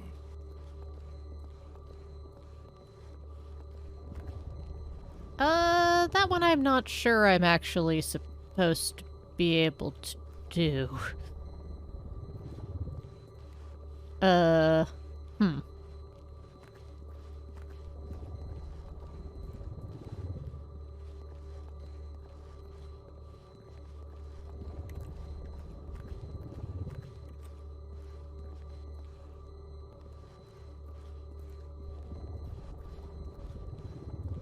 This seems like a problem.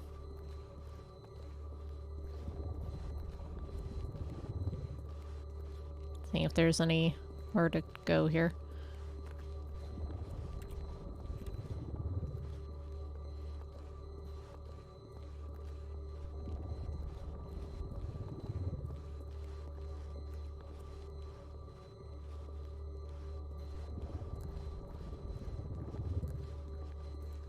No, I think we're actually stuck. Alright. Oops, whoops. Let's try that again. Stanley had never seen the office this brightly lit. Was it a sign of something? He hoped it was. He hoped very much that it was.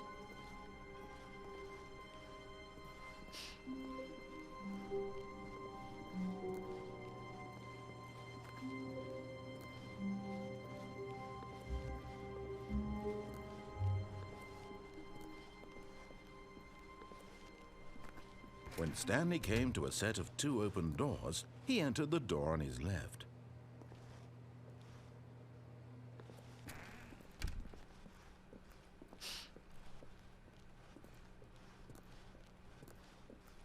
Yet there was not a single person here either. Feeling a wave of disbelief, Stanley decided to go up to his boss's office. Hoping he might coming to a staircase, Stanley walked upstairs to his boss's office.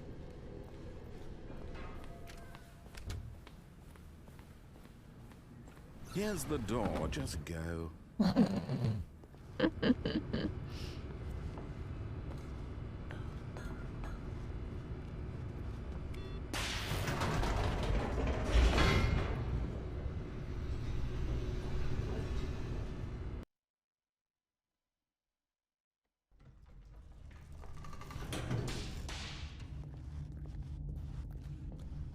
Stanley walked straight ahead through the large door that read Mind Control Facility.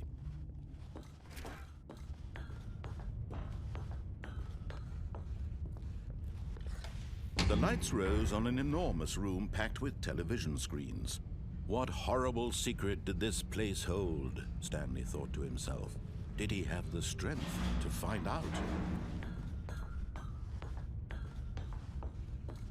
All right, let's not climb on that desk this time. Now the monitors jumped to life, their true nature revealed. Each bore the number of an employee in the building, Stanley's co-workers. The lives of so many individuals reduced to images on a screen, and Stanley, one of them, eternally monitored in this place where freedom meant nothing.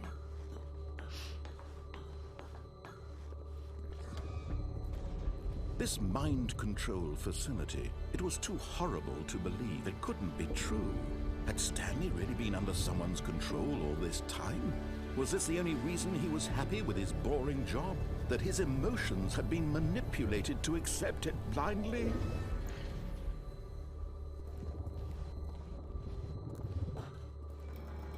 No, he refused to believe it. He couldn't accept it. His own life in someone else's control? Never!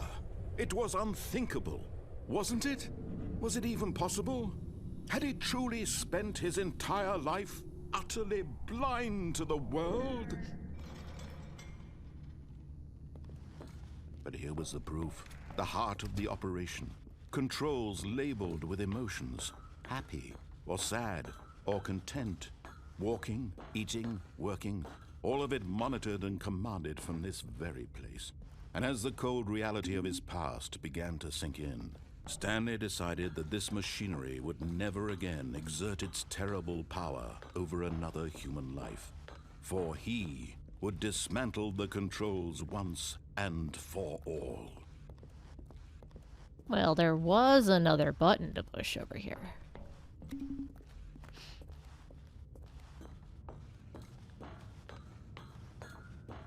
So we have to see what happens when we push that button. Oh, Stanley, you didn't just activate the controls, did you? After they kept you enslaved all these years, you go and you try to take control of the machine for yourself. Is that what you wanted? Control? Oh, Stanley, I applaud your effort, I really do. But you need to understand, there's only so much that machine can do. You were supposed to let it go, turn the controls off, and leave. If you want to throw my story off track, you're going to have to do much better than that. I'm afraid you don't have nearly the power you think you do. For example, and I believe you'll find this pertinent, Stanley suddenly realized he had just initiated the network's emergency detonation system. In the event that this machine is activated without proper DNA identification, nuclear detonators are set to explode, eliminating the entire complex. How long until detonation then? Let's say, 2 minutes. Ah, now this is making things a little more fun, isn't it, Stanley? It's your time to shine. You are the star. It's your story now. Shape it to your heart's desires. Oh, this is much better than what I had in mind. What a shame we have so little time left to enjoy it. Mere moments until the bomb goes off. But what precious moments each one of them is. More time to talk about you, about me, where we're going, what all this means. I barely know where to start. Why does this facility even You'd have like to know where this? your co-workers are. A moment of solace before you're obliterated. All right, I'm in a good mood. You're gonna die anyway. I'll tell you exactly what happened to them. I erased them. I turned off the machine. I set you free. Of course, that was merely in this instance of the story. Sometimes when I tell it, I simply let you sit there in your office forever, pushing buttons endlessly and then dying alone. Other times, I let the office sink into the ground, swallowing everyone inside, or I let it burn to a crisp. I have to say this, though, this version of events has been rather amusing. Watching you try to make sense of everything and take back the control wrested away from you, it's quite rich. I almost hate to see it go. But I'm sure whatever I come up with on the next go-around will be even better. My goodness, only 34 seconds left. But I'm enjoying this so much. You know what? To hell with it. I'm going to put some extra time on the clock. Why not? These are precious additional seconds, Stanley. Time doesn't grow on trees. Oh dear me, what's the matter, Stanley? Is it that you have no idea where you're going or what you're supposed to be doing right now? Or did you just assume when you saw that timer that something in this room was capable of turning it off? I mean, look at you. Running from button to button, screen to screen, clicking on every little thing in this room. These numbered buttons, no, these colored ones. Or maybe this big red button, or this door. Everything, anything, something here will save me. Why would you think that, Stanley? That this video game can be beaten? Won? Solved? Do you have any idea what your purpose in this place is? Stanley, you're in for quite a disappointment. But here's a spoiler for you. That timer isn't a catalyst to keep the action moving along. It's just seconds ticking away to your death. You're only still playing instead of watching a cutscene because I want to watch you for every moment that you're powerless. To see you made humble. This is not a challenge. It's a tragedy. You wanted to control this world, that's fine. But I'm going to destroy it first, so you can't. Take a look at the clock. Ooh. That's 30 seconds you have left to struggle. 30 seconds until a big boom and then nothing. No ending here, just you being blown to pieces. Will you cling desperately to your frail life, or will you let it go peacefully? Another choice. Make it count. Or don't. It's all the same to me, all a part of the joke. And believe me, I will be laughing at every second of your inevitable life from the moment we fade in until the moment I say, happily ever after.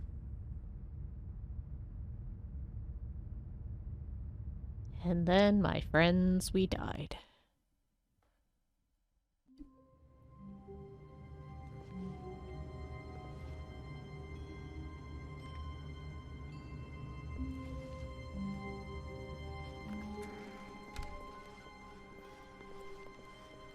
When Stanley came to a set of 2 open doors, he entered the door on his left.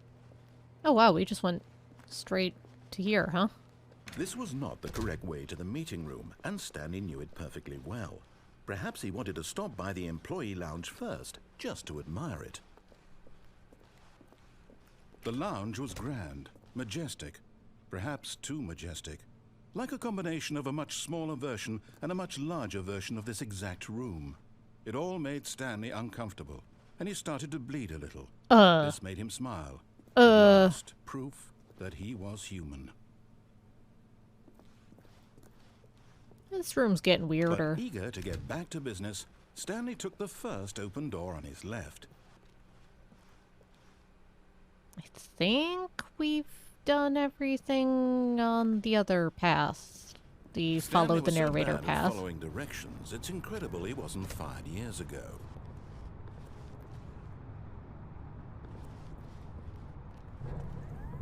Look, Stanley, I think perhaps we've gotten off on the wrong foot here.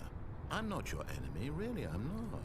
I realize that investing your trust in someone else can be difficult, but the fact is that the story has been about nothing but you all this time. There's someone you've been neglecting, Stanley. Someone you've forgotten about. Please, stop trying to make every decision by yourself. Now, I'm not asking for me, I'm asking for her. This is it, Stanley. Your chance to redeem yourself. To put your work aside. To let her back into your life. She's been waiting. That's her, Stanley. You need to be the one to do this. Oh, no, you can't. Did you just unplug the phone? No, that wasn't supposed to be a choice. How did you do that? You actually chose incorrectly? I didn't even know that was possible. Let me double check. No, it's definitely here, clear as day. Stanley picks up the phone. He's taken to his apartment where he finds his wife, and the two pledge themselves to one another. Music comes in, fade to white, roll credits. Not picking up the phone is actually somehow an incorrect course of action. How is that even possible? None of these decisions were supposed to mean anything. I don't understand. How on earth are you making meaningful choices? What did you... Wait a second. Did I just see... No, that's not possible. I can't believe it. I don't remember if there's anything new on this path. You're not Stanley. You're a real person. I can't believe I was so mistaken. This is why you've been able to make correct and incorrect choices. And to think I've been letting you run around in this game for so long. If you'd made any more wrong choices, you might have negated it entirely. It's as though you completely ignored even the most basic safety protocol for real-world decision-making. Or did you not grasp the severity of the situation? Well, I won't have that kind of risk on my watch. I'm going to stop the game for a moment so we can educate you properly on safe decision-making in the real world.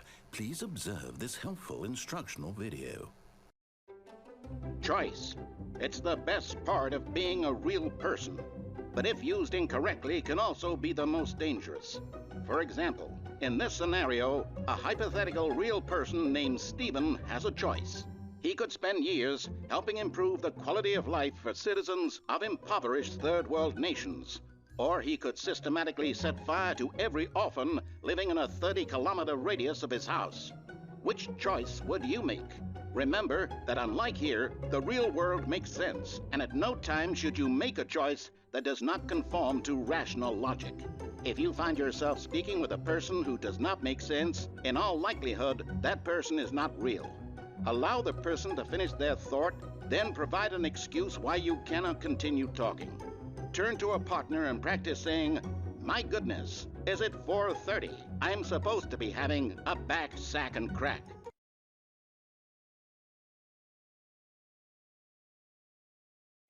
Excellent. Making choices on a regular basis is the best part to a healthy decision-making process. Most medical professionals recommend making at least 8 choices per day. Do you make more than 8? Less? And finally, if you begin to wonder if your choices are actually meaningful and whether you'll ever make a significant contribution to the world, just remember that in the vast infiniteness of space, your thoughts and problems are materially insignificant, and the feeling should subside. At this time, your instructor will guide you in an exercise to test and reinforce the material covered in this video. Ah, welcome back. You may have noticed that this room has begun to deteriorate as a result of narrative contradiction. But not to worry. Now that you're properly informed on... I'm pretty sure there's nothing else on this path. I am pulling up a list of endings to see what we can do that we haven't done yet. What if we just stay in here? Stanley simply couldn't handle the pressure. What if he had to make a decision? What if a crucial outcome fell under his responsibility? He had never been trained for that. No. This couldn't go any way except badly. The thing to do now, Stanley thought to himself, is to wait. Nothing will hurt me. Nothing will break me. In here I can be happy forever. I will be happy. Stanley waited. Hours passed, then days. Had years gone by? He no longer had the ability to tell. But the one thing he knew for sure, beyond any doubt, was that if he waited long enough, the answers would come. Eventually, someday, they would arrive. Soon, very soon now, this will end. He will be spoken to. He will be told what to do. Now it's just a little bit closer. Now it's even closer. Here it comes.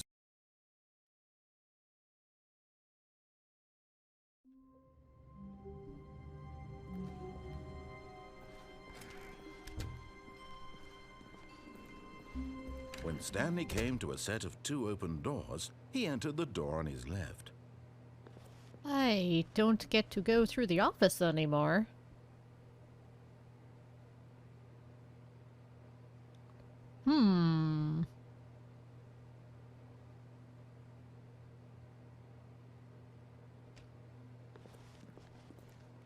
This was not the correct way to the meeting room, and Stanley knew it perfectly well. Perhaps he wanted to stop by the employee lounge first, just to admire it. And here it was, the lounge. What a room, Stanley thought to himself. What a room, what a room, what a room. This is what Stanley thought. What a room. What a room, what a room. What a room. Va-va-voom. What a room. Beautiful. Simply beautiful. Yeah. But eager to get back to business, Stanley took the first open door on his left.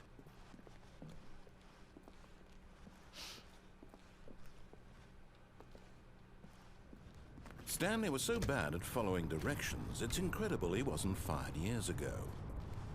Right, that's where else I can go. Look, Stanley, I think perhaps we've gotten off on the wrong foot here.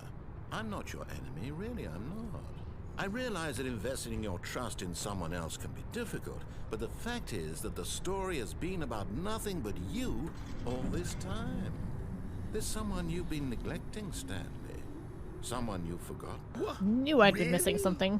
I was in the middle of something. Do you have zero consideration for others? Are you that convinced that I want something bad to happen to you? Why, I don't know how to convince you of this, but I really do want to help you, to show you something beautiful.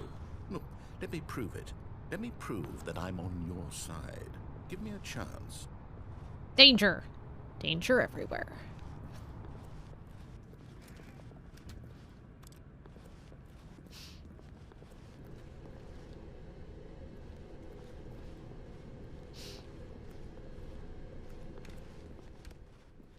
Now listen carefully, this is important. Stanley walked through the red door. Oh, thank God you are willing to listen to me. Do you see that I really have wanted you to be happy all this time? The problem is all these choices. The two of us always trying to get somewhere that isn't here. Running and running and running, just the way you're doing right now. Don't you see that it's killing us, Stanley? I wanted to stop. We would both be so much happier if we just stopped. And I think I have a solution. Here, let me show you.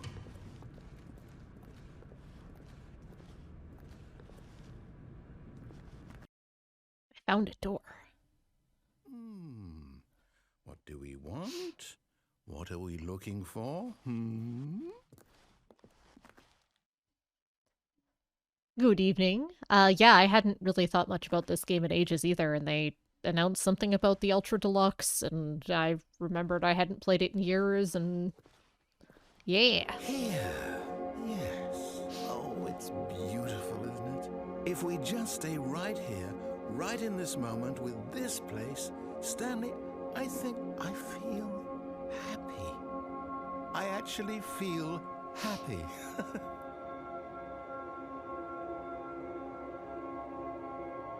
It is pretty. Ooh.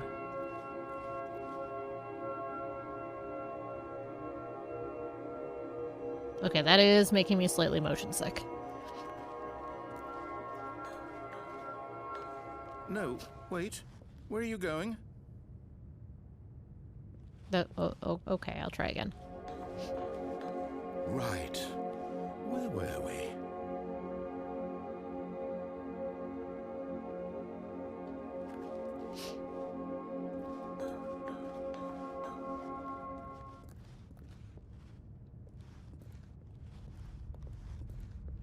Oh no, stay away from those stairs. If you hurt yourself, if you die, the game will reset.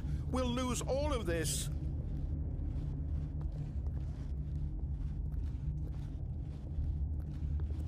Please, no, Stanley, let me stay here. Don't take this from me. No! Oh, thank God you lived. You had me worried there for a moment. Now, can we please get back to the other room? There. See? This is what you want. This is where we can both be happy. We really can. If we stop moving, we just have to stop moving.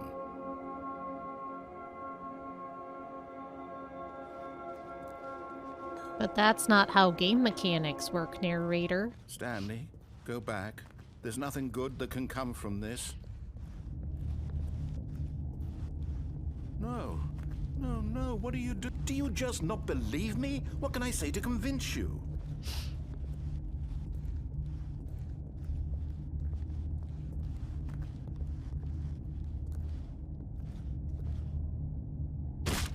Stanley, let's go back to the other room.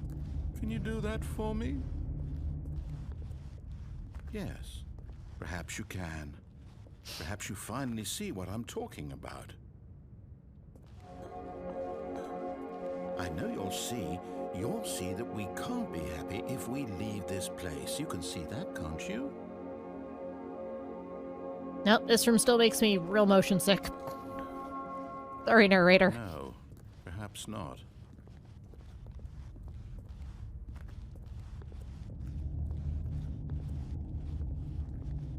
My God, is this really how much you dislike my game? That you'll throw yourself from this platform over and over to be rid of it? You are literally willing to kill yourself to keep me from being happy. Am I reading the situation correctly? Or maybe you're just getting a kick out of it. I don't know anymore. I just wanted us to get along. But I guess that was too much to ask. It looks like you wanted to make a choice after all. Well, this one is yours. Is it over? It's going to restart, isn't it? I'm going back.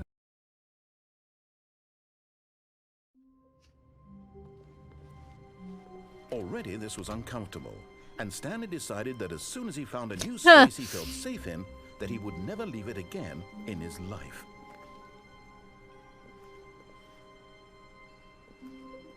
Alright. I knew there was something here. Let's see if I can get...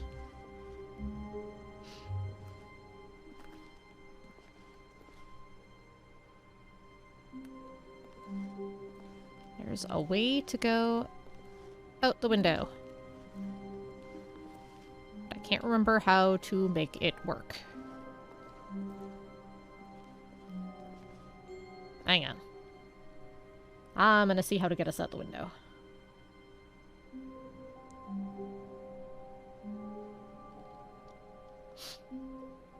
Oh, right, there's a crouch.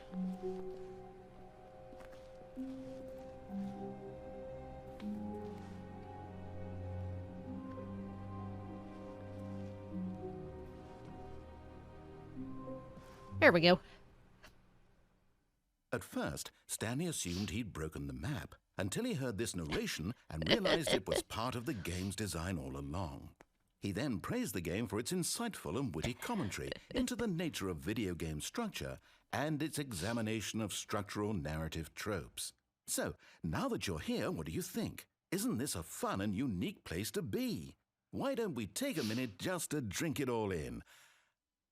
Okay, I'm over it now. What do you think? Are you sick of this gag yet? No.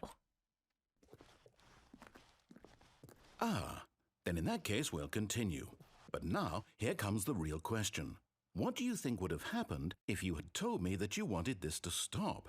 Do you think it would have been particularly different? Would I have taken the same idea but rephrased it superficially to fit that answer? Perhaps you never would even have thought of it if I hadn't brought up the issue in the first place. Oh, now think about it. Will it be worth it for you to restart and then come back here just to do the other option? Clearly, this whole gag takes some time. What if the other option is even longer? How long will you spend in total just to have heard all the narration? Oh, and this is rich. Perhaps you've just played the other option, and now you've come to see what happens in this one. So, what do you think? Which choice was the better one? Imagine if you had selected Continue on your first playthrough, how tantalizing it would be not knowing what happens when you pick the other option. Indeed, you are one of the lucky ones. Though if the other option is really miserable to listen to, then perhaps you're not. In fact, I'm just going to say that no one who's listening to this is lucky. Well now, I've built up the other option so much that I'm going to stop talking and leave you to your decision whether to come back here, continue with the game, or just sit in this spot forever and ever. Cheers. I could just sit here forever.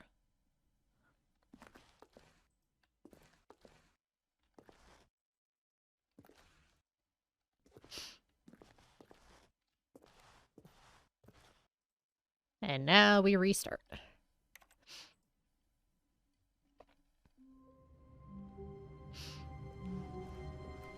All of his co-workers were gone. What could it mean? Stanley decided to go to the meeting room. We have to, Perhaps right? he had simply missed a memo. No matter how hard Stanley looked, he couldn't find a trace of his co-workers. Come on.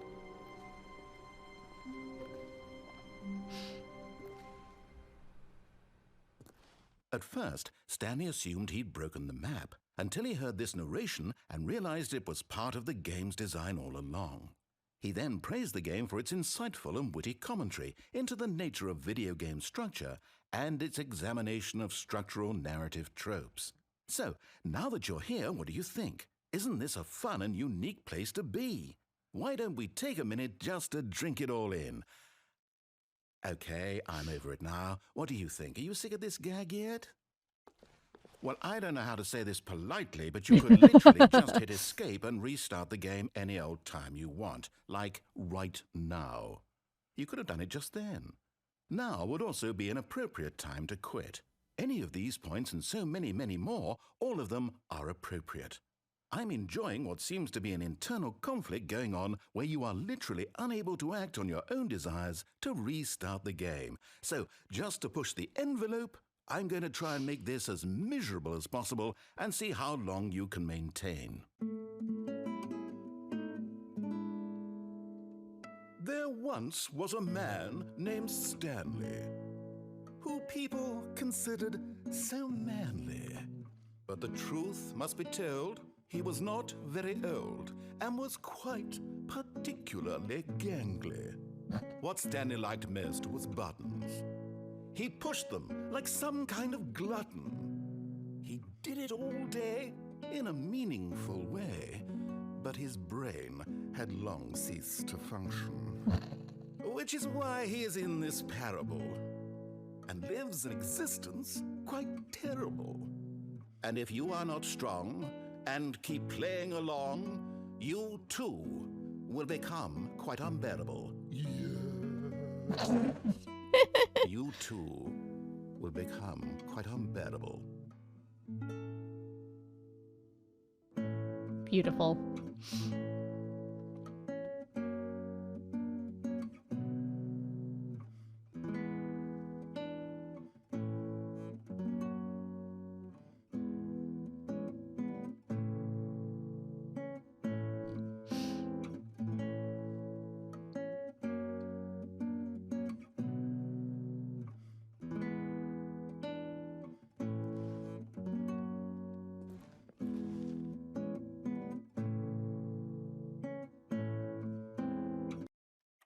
I think it loops at that point. Oh. Phone. Good morning. Thank you for contacting the Future Happiness Foundation. We are confirming your shipment of 1,327 cardboard boxes to your place of work. Can you verify that this is correct? Excellent. Your order will arrive shortly. Thank you again for contacting the Future Happiness Foundation. Yeah, we never got our boxes last time.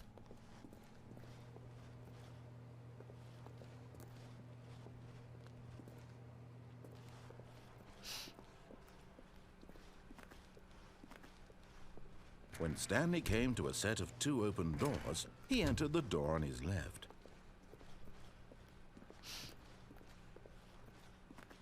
Yet there was not a single person here either. Feeling a wave of disbelief, Stanley decided to go up to his boss's office, hoping he might. Coming to a staircase, Stanley walked upstairs to his boss's office.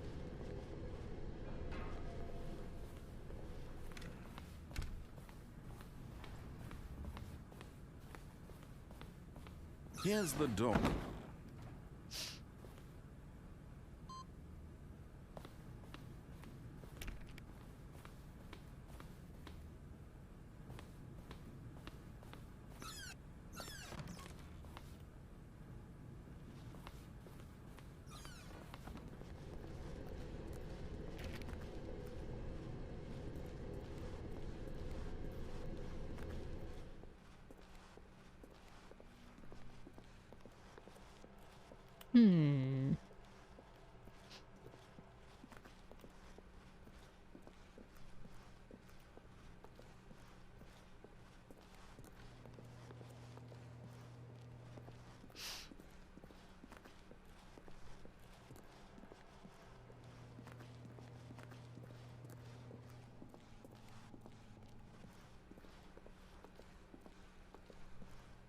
Well, that's new.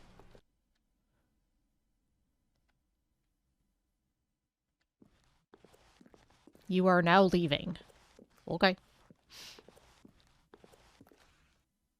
Oh, this is the other side of that, the windows there.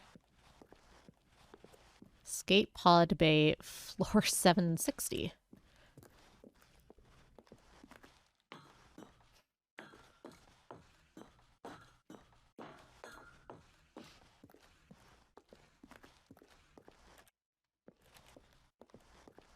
I don't know where the narrator went.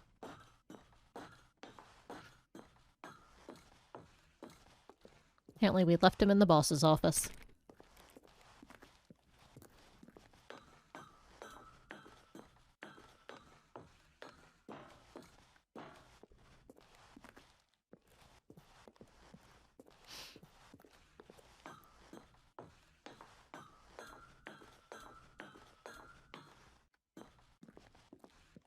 I'm concerned that these are all identical, floors here. Got some vault madness going on here.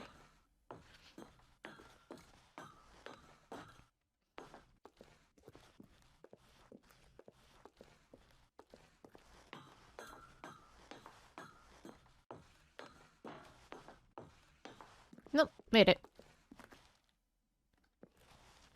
Entering the escape pod will initiate a relay that, once triggered, cannot be disabled or paused. At the present in order is... Yep.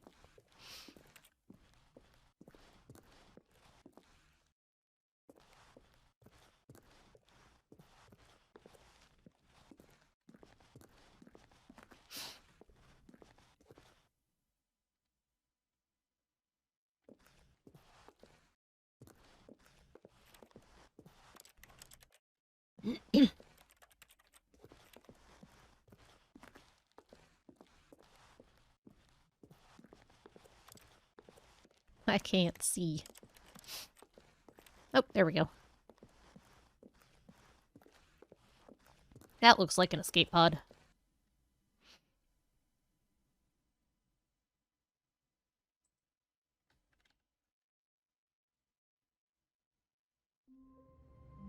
Okay. I think there was supposed to be some narration there. Oh well.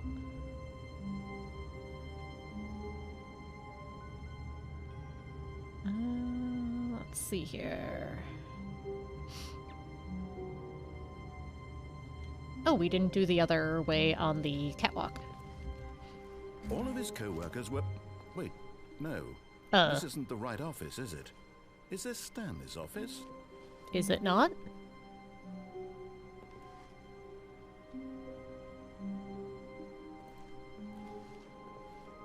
Oh, it won't let me input. There we go.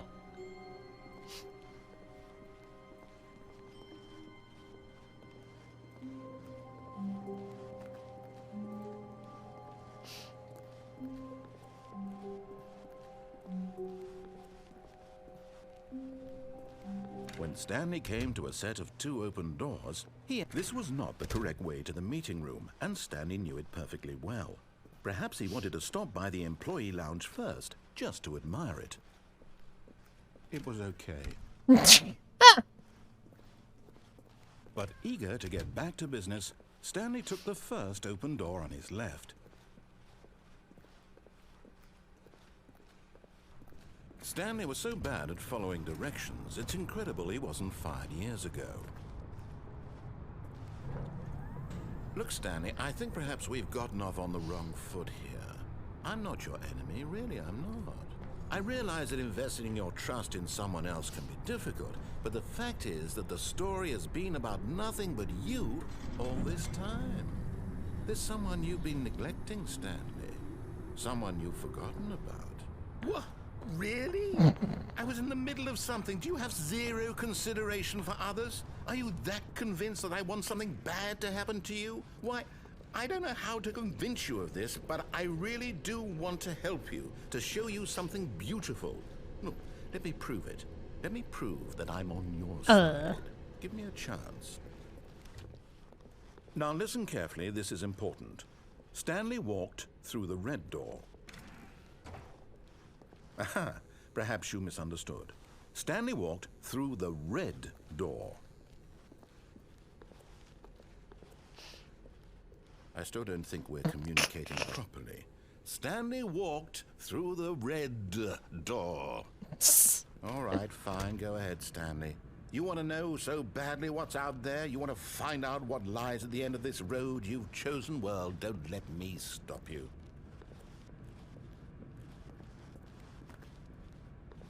You see? There's nothing here. I haven't even finished building this section of the map, because you were never supposed to be here in the first place. Broken rooms, exposed developer textures. Is this what you had wanted?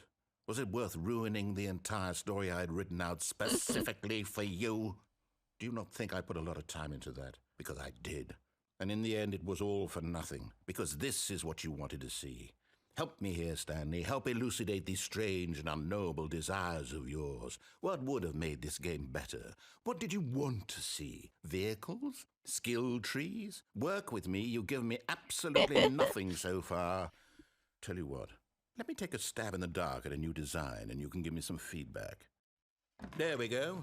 A third option. This already feels leaps ahead of where we were before. Go ahead, Stanley. Take it for a spin. New door. Okay, I'm going to stop you there. Now, tell me about your experience with this new version. Would you say that the game benefited from allowing you more choices? Feel free to be honest. I'm looking for some real critical feedback here. Yes, it was great. Aha! You see, I knew I was onto something. Where do these flashes of inspiration come from? How did I know the game needed a third door? Well, it's instinct mostly, a calling in your gut. I really couldn't say where the idea came from, except that I felt it in my soul. How You can't inspired. teach that, Stanley. Don't even try. Here, based on the data from your previous playthrough, I've compiled a new version. And to be perfectly candid, I think I've knocked it out of the park with this one. Let's take a look.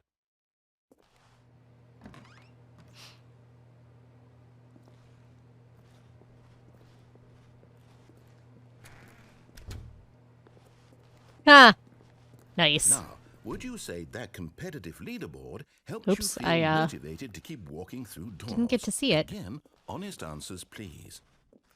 I didn't get to see it. Hey, I nearly forgot. I've got a prototype of a new game I've been working on, and now would be a lovely opportunity to give it some playtesting. You wouldn't mind taking a look at it, would you? Perfect. Let me boot it up. In this game, the baby crawls left towards danger. You click the button to move him back to the right, and if he reaches the fire, you fail. It's a very meaningful game. all about the desperation and tedium of endlessly confronting the demands of family life. I think the art world will really take notice. But of course, the message of the game only becomes clear once you've been playing it for about 4 hours. So why don't you give it 4 hours of play to make sure it's effective? Be sure to keep notes on your experience.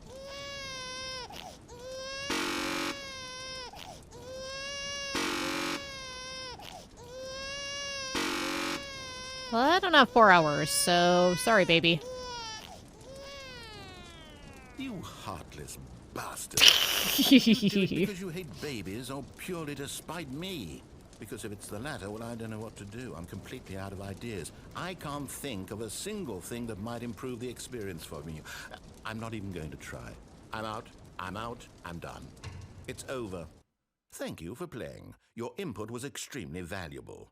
Oh, hey, since my game was so awful, why don't we play someone else's game? Just to ease the pain.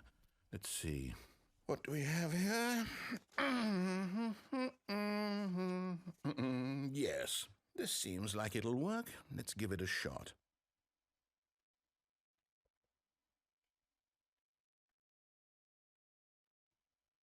Well, I haven't actually played Well, Minecraft, Stanley, is this so any better? this should be At last, interesting. the one thing you've always desired. A game I had absolutely nothing to do with. But is it enough? Tell me that, Stanley. Will it ever be enough? Well, I'll say this. I'm done making things for you. From now on, I will only create to fulfill a greater artistic purpose. Watch this, Stanley. I'm going to build a house. This will go here. No, here. And then...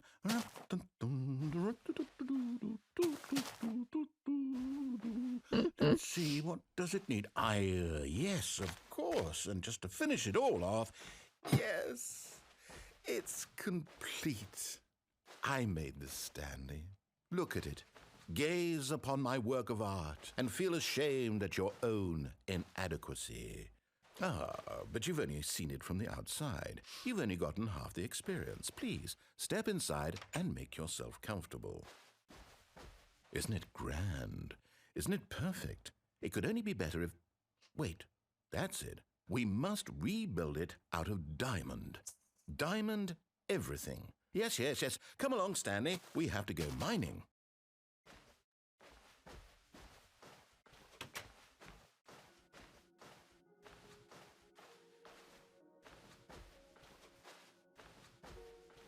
Oh my, it looks like it's going to get a bit dark. Have you brought a light? Nope.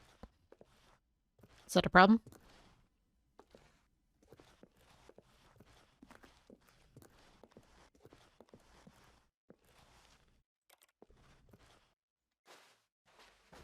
Oh, no, no, no, no, no. This is far more open-ended than I had in mind. I'm looking for something more narrow and linear. Something that makes you feel utterly irrelevant. This won't do at all. 1 out of 5. Even the diamonds couldn't save this one. Okay, new game.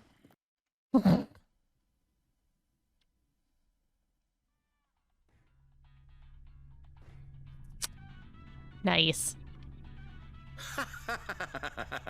Yes! I don't even know what this game is, but I love it. Oh, you would. You, trapped in a glass box with no way out, listening to me talk. Oh, it's inspired. I couldn't have done it any better myself. What is this game even supposed to be? I can't figure it out. Okay, now I'm curious. Let's go find out what the hell this is.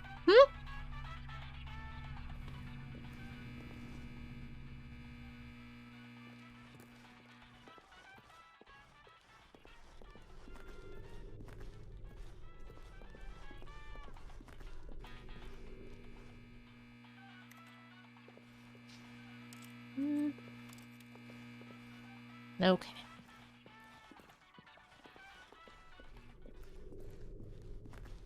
Oh, it's a puzzle. Critical thinking, Stanley. Your forte. And now we're just gonna play Portal. Genius. With a somehow even more cynical narrator. No, actually, you know what? I think that's plenty. Aww. I really don't care much to see you stumble through any more of these games. and I highly doubt you're any wiser for the experience. Which is why, rather than continue to waste my time, I'm just going to leave you here. You can pretend you've beaten the game if it makes it any richer for you, but as for me, I've had...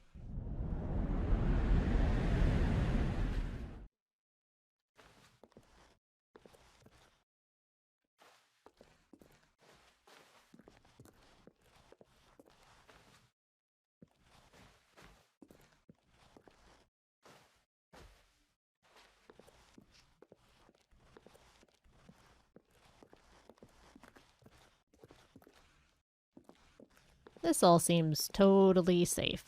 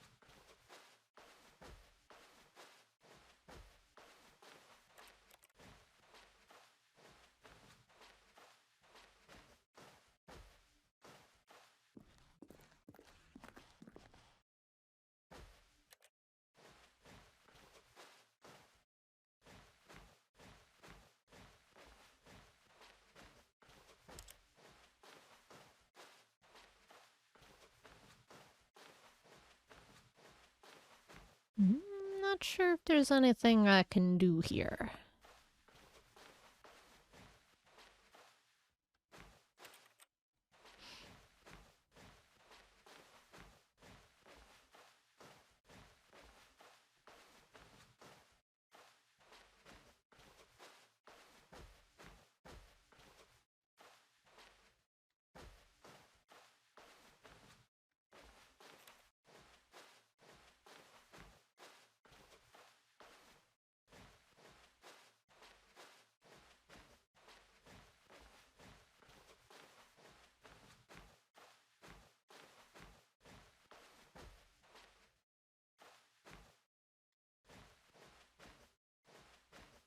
Fancy.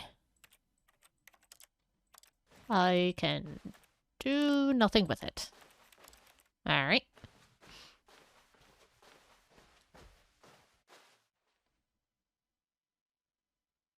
I wonder what he found. If what he wanted was to be the leading man in his own story, well, perhaps he's gotten it. Down in wherever he is right now. I wonder if he's happy with his choice, and if he's learned the heavy cost that comes with it. He'll understand soon what I was trying to tell him. He needs me. Someone who will wrap everything up at the end, to make sense out of the chaos and the fear and the confusion. That's who I am. That is what I mean to this world. Oh, yes. Yes, I'll be back. There's no other way. Once this ends, after it all comes to a close, then I'll be back. The end will be here soon. Very soon. I can wait.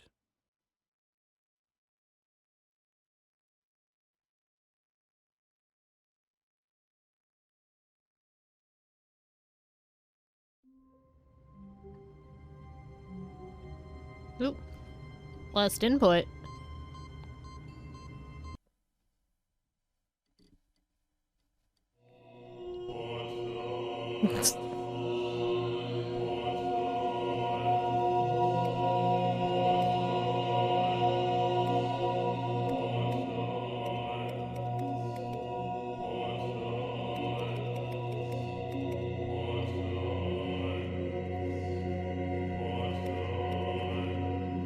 It's Stanley's heaven.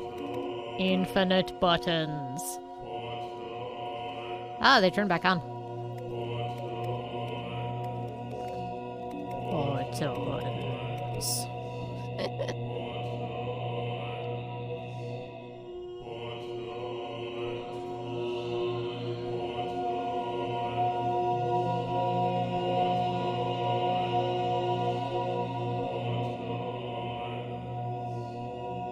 Buttons.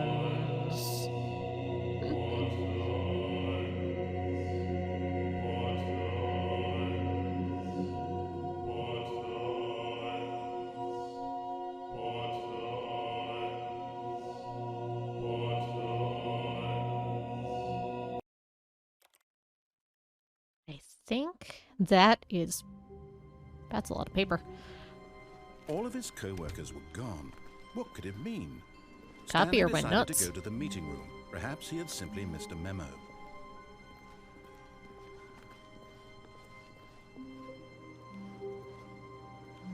I think that is all of the ending. Let's go mess around in the museum. When Stanley came to a set of 2 open doors, he entered. This was not the correct way to the meeting room, and Stanley knew it perfectly well. Perhaps he wanted to stop by the employee lounge first, just to admire it. It was okay. I mean, all of them except actually playing the But eager baby to get game for back to hours. business, Stanley took the first open door on his left. We don't have that sort of time, so, And so you know. he detoured through the maintenance section, walked straight ahead to the opposite door, and got back on track.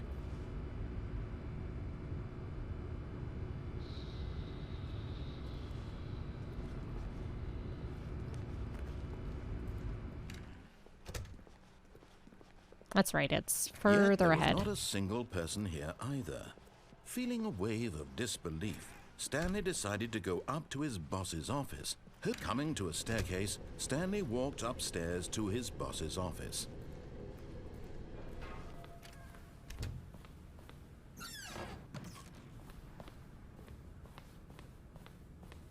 Here's the door, just go.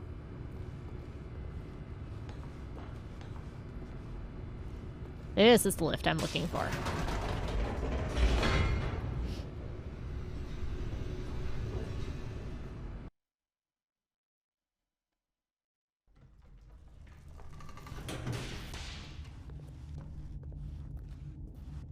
Stanley walked straight ahead through the large door that read Mind Control Facility.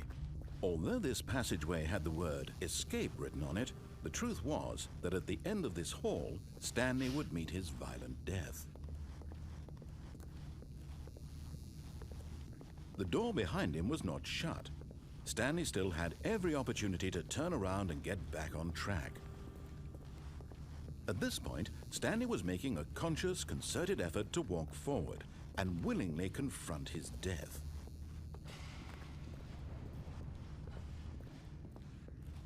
Yup.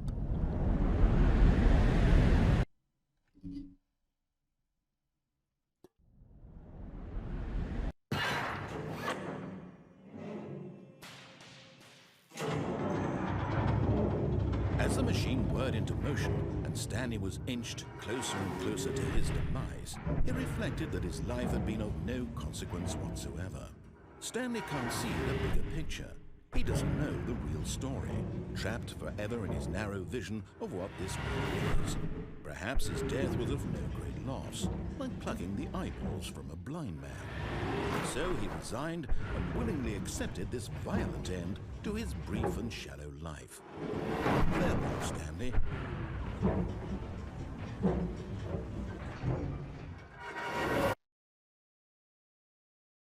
"Farewell, Stanley," cried the narrator, as Stanley was led helplessly into the enormous metal jaws. In a single visceral instant, Stanley was obliterated as the machine crushed every bone in his body, killing him instantly.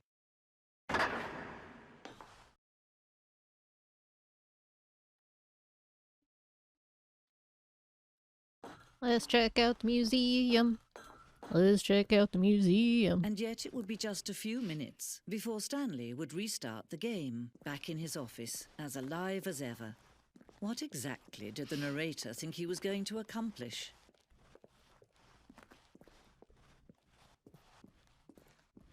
When every path you can walk has been created for you long in advance, death becomes meaningless, making life the same. Do you see now? Do you see that Stanley was already dead from the moment he hit start? This blueprint shows the office from the beginning of the game. The path from Stanley's office to the 2 doors was part of the first part of the game that was built. Sections have been added and altered throughout development, though the core layout remains almost identical to the first iteration. Neat.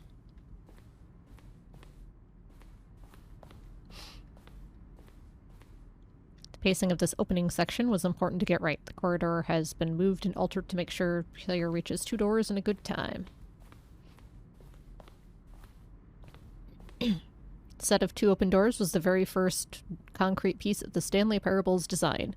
Once this room was created, the rest of the game emerged as an extension of it, an exploration of the contradiction this room posed.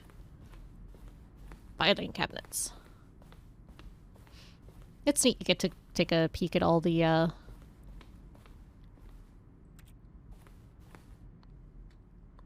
design elements and get a little bit of insight, which is why I didn't want this to be the first thing I did.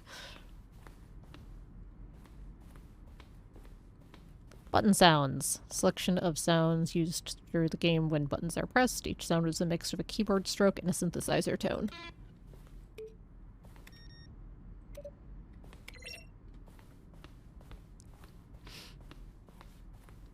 Office computers.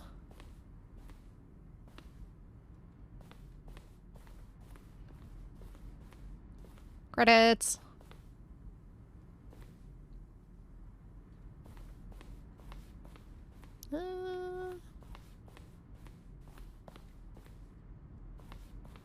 The office clock. Boss's office. Scenes from the development of the boss's office.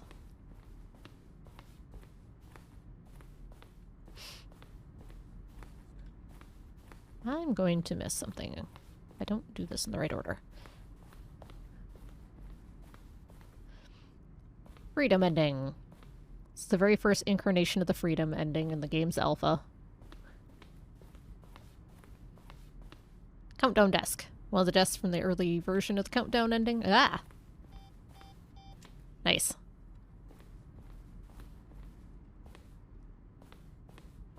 Freedom ending as it existed in the beta.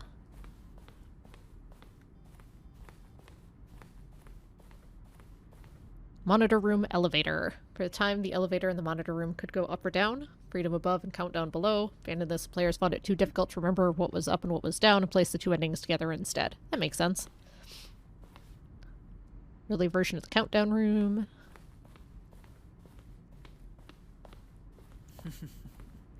Oh, look at these 2. How they wish to destroy one another. How they wish to control one another. How they both wish to be free. We'll come back to this.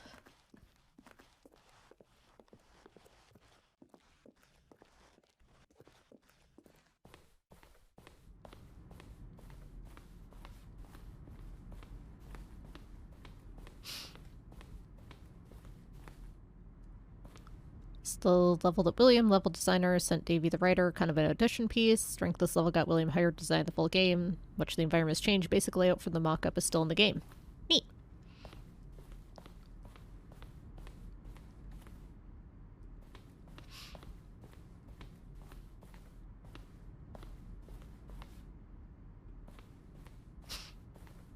From left to right, evolution of Stanley's office over time. Cool.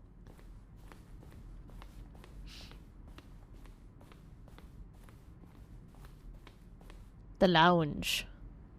It got much nicer. Narrator emails.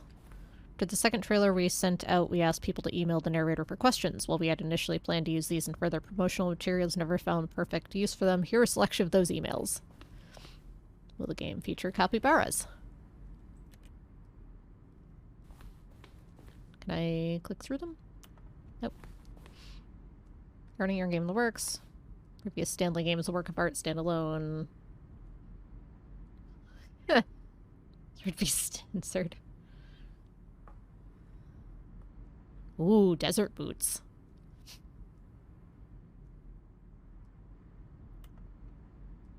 How do you stay in shape?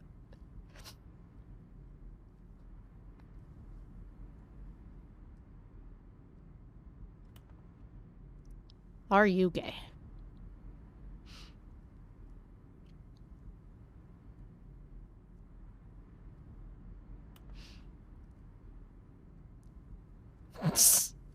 Uh-huh. Subject, wow, congratulations.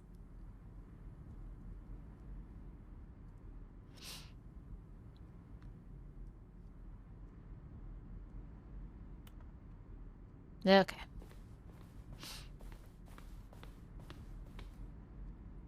HD Remix? Is this the one that's still being worked on? More endings, fewer endings. More narrators, fewer narrators. More Stanley, less Stanley. Actually, I think this is the... Oh, here we go. Ah, here we go. Submit it to Greenlight. Greenlight had only a series of cryptic photos, which were still enough to win the community's approval. Ah, okay. So this is what they submitted to, Greenlight.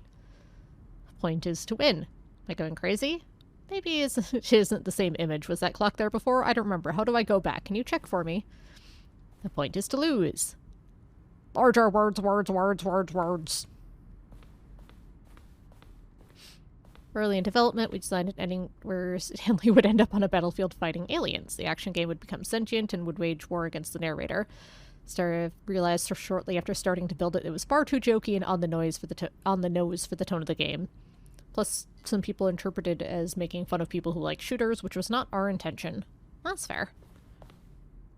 Alien base. Awesome!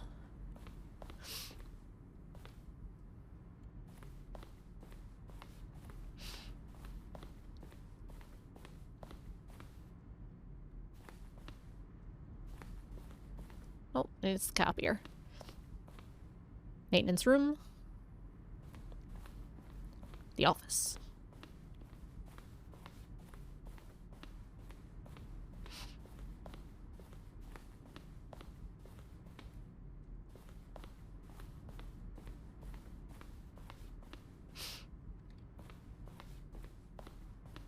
Employee lounge.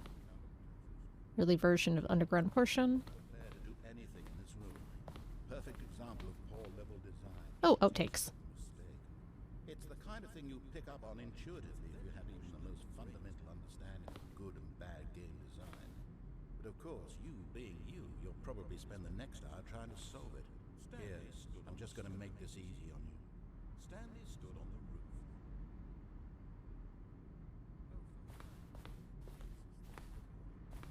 Now then, this calculator for sure will get him right back on track to where he's supposed to be in the story. Stanley pushed the big button.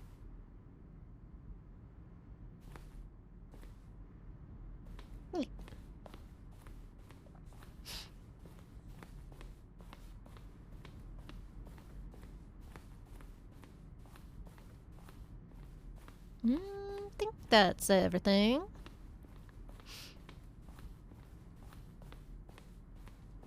Nope, haven't been here yet. I was wrong. Game is now paused. Escape menu. Ending only ended when restarted. Realized that was what they're supposed to do. Yeah, that makes sense. It's ending. This ending went through many iterations. This room represents the fourth version of the ending. We thought it was complete, decided to abandon it and change it again shortly before launch. Ooh. Levers were originally part of it. Player would pull a lever, narrator would describe what color lever they had pulled.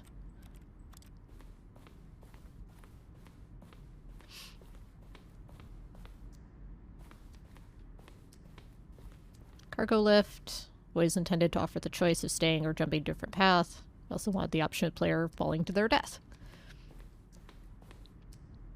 Second version, functionally the same. Make it more like a place where cargo is stored. Apartment timer. Previous version, timer gave you 15 seconds to pick up the phone. Not picking up the phone would lead to a different ending. That's an interesting idea.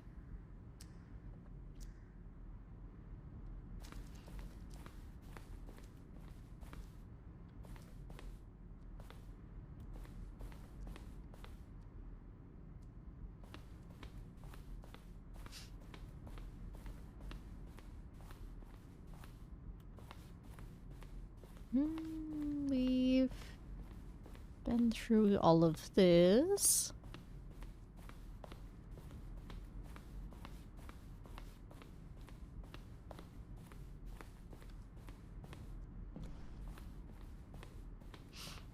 Aha! 4 major teaser trailers over the course of the game's development, each meant to convey something about the spirit of the game. It's the first one, May 2012, features a series of broken rooms and the voice of the narrator, and informing viewers that he is preparing a new version of the Stanley Parable.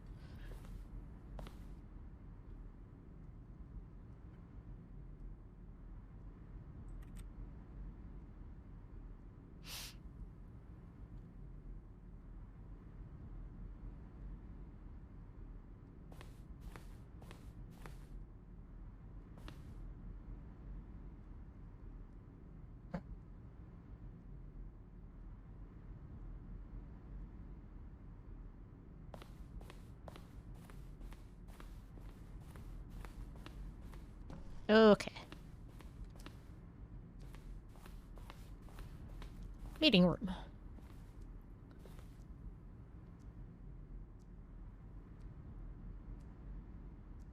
What about this?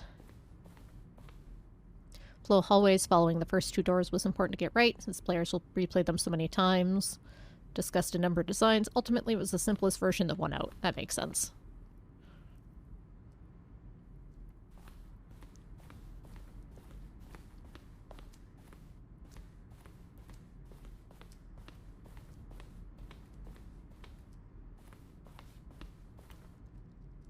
It's the emails.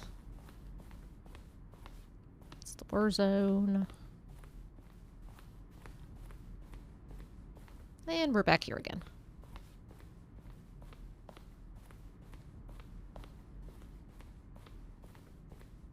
Alright, let's find that exit.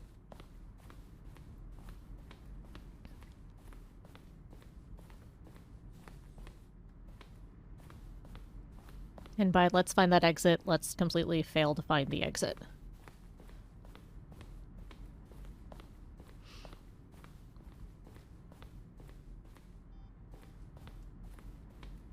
There it is. Just verify. Yep, okay.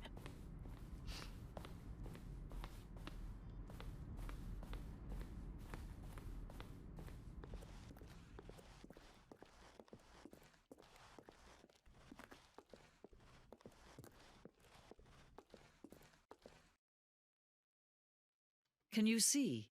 Can you see how much they need one another? No, perhaps not. Sometimes these things cannot be seen. But listen to me. You can still save these two. You can stop the program before they both fail. Push escape and press quit. There's no other way to beat this game. As long as you move forward, you'll be walking someone else's path. Stop now and it'll be your only true choice. Whatever you do, choose it. Don't let time choose for you. Don't let time Splat.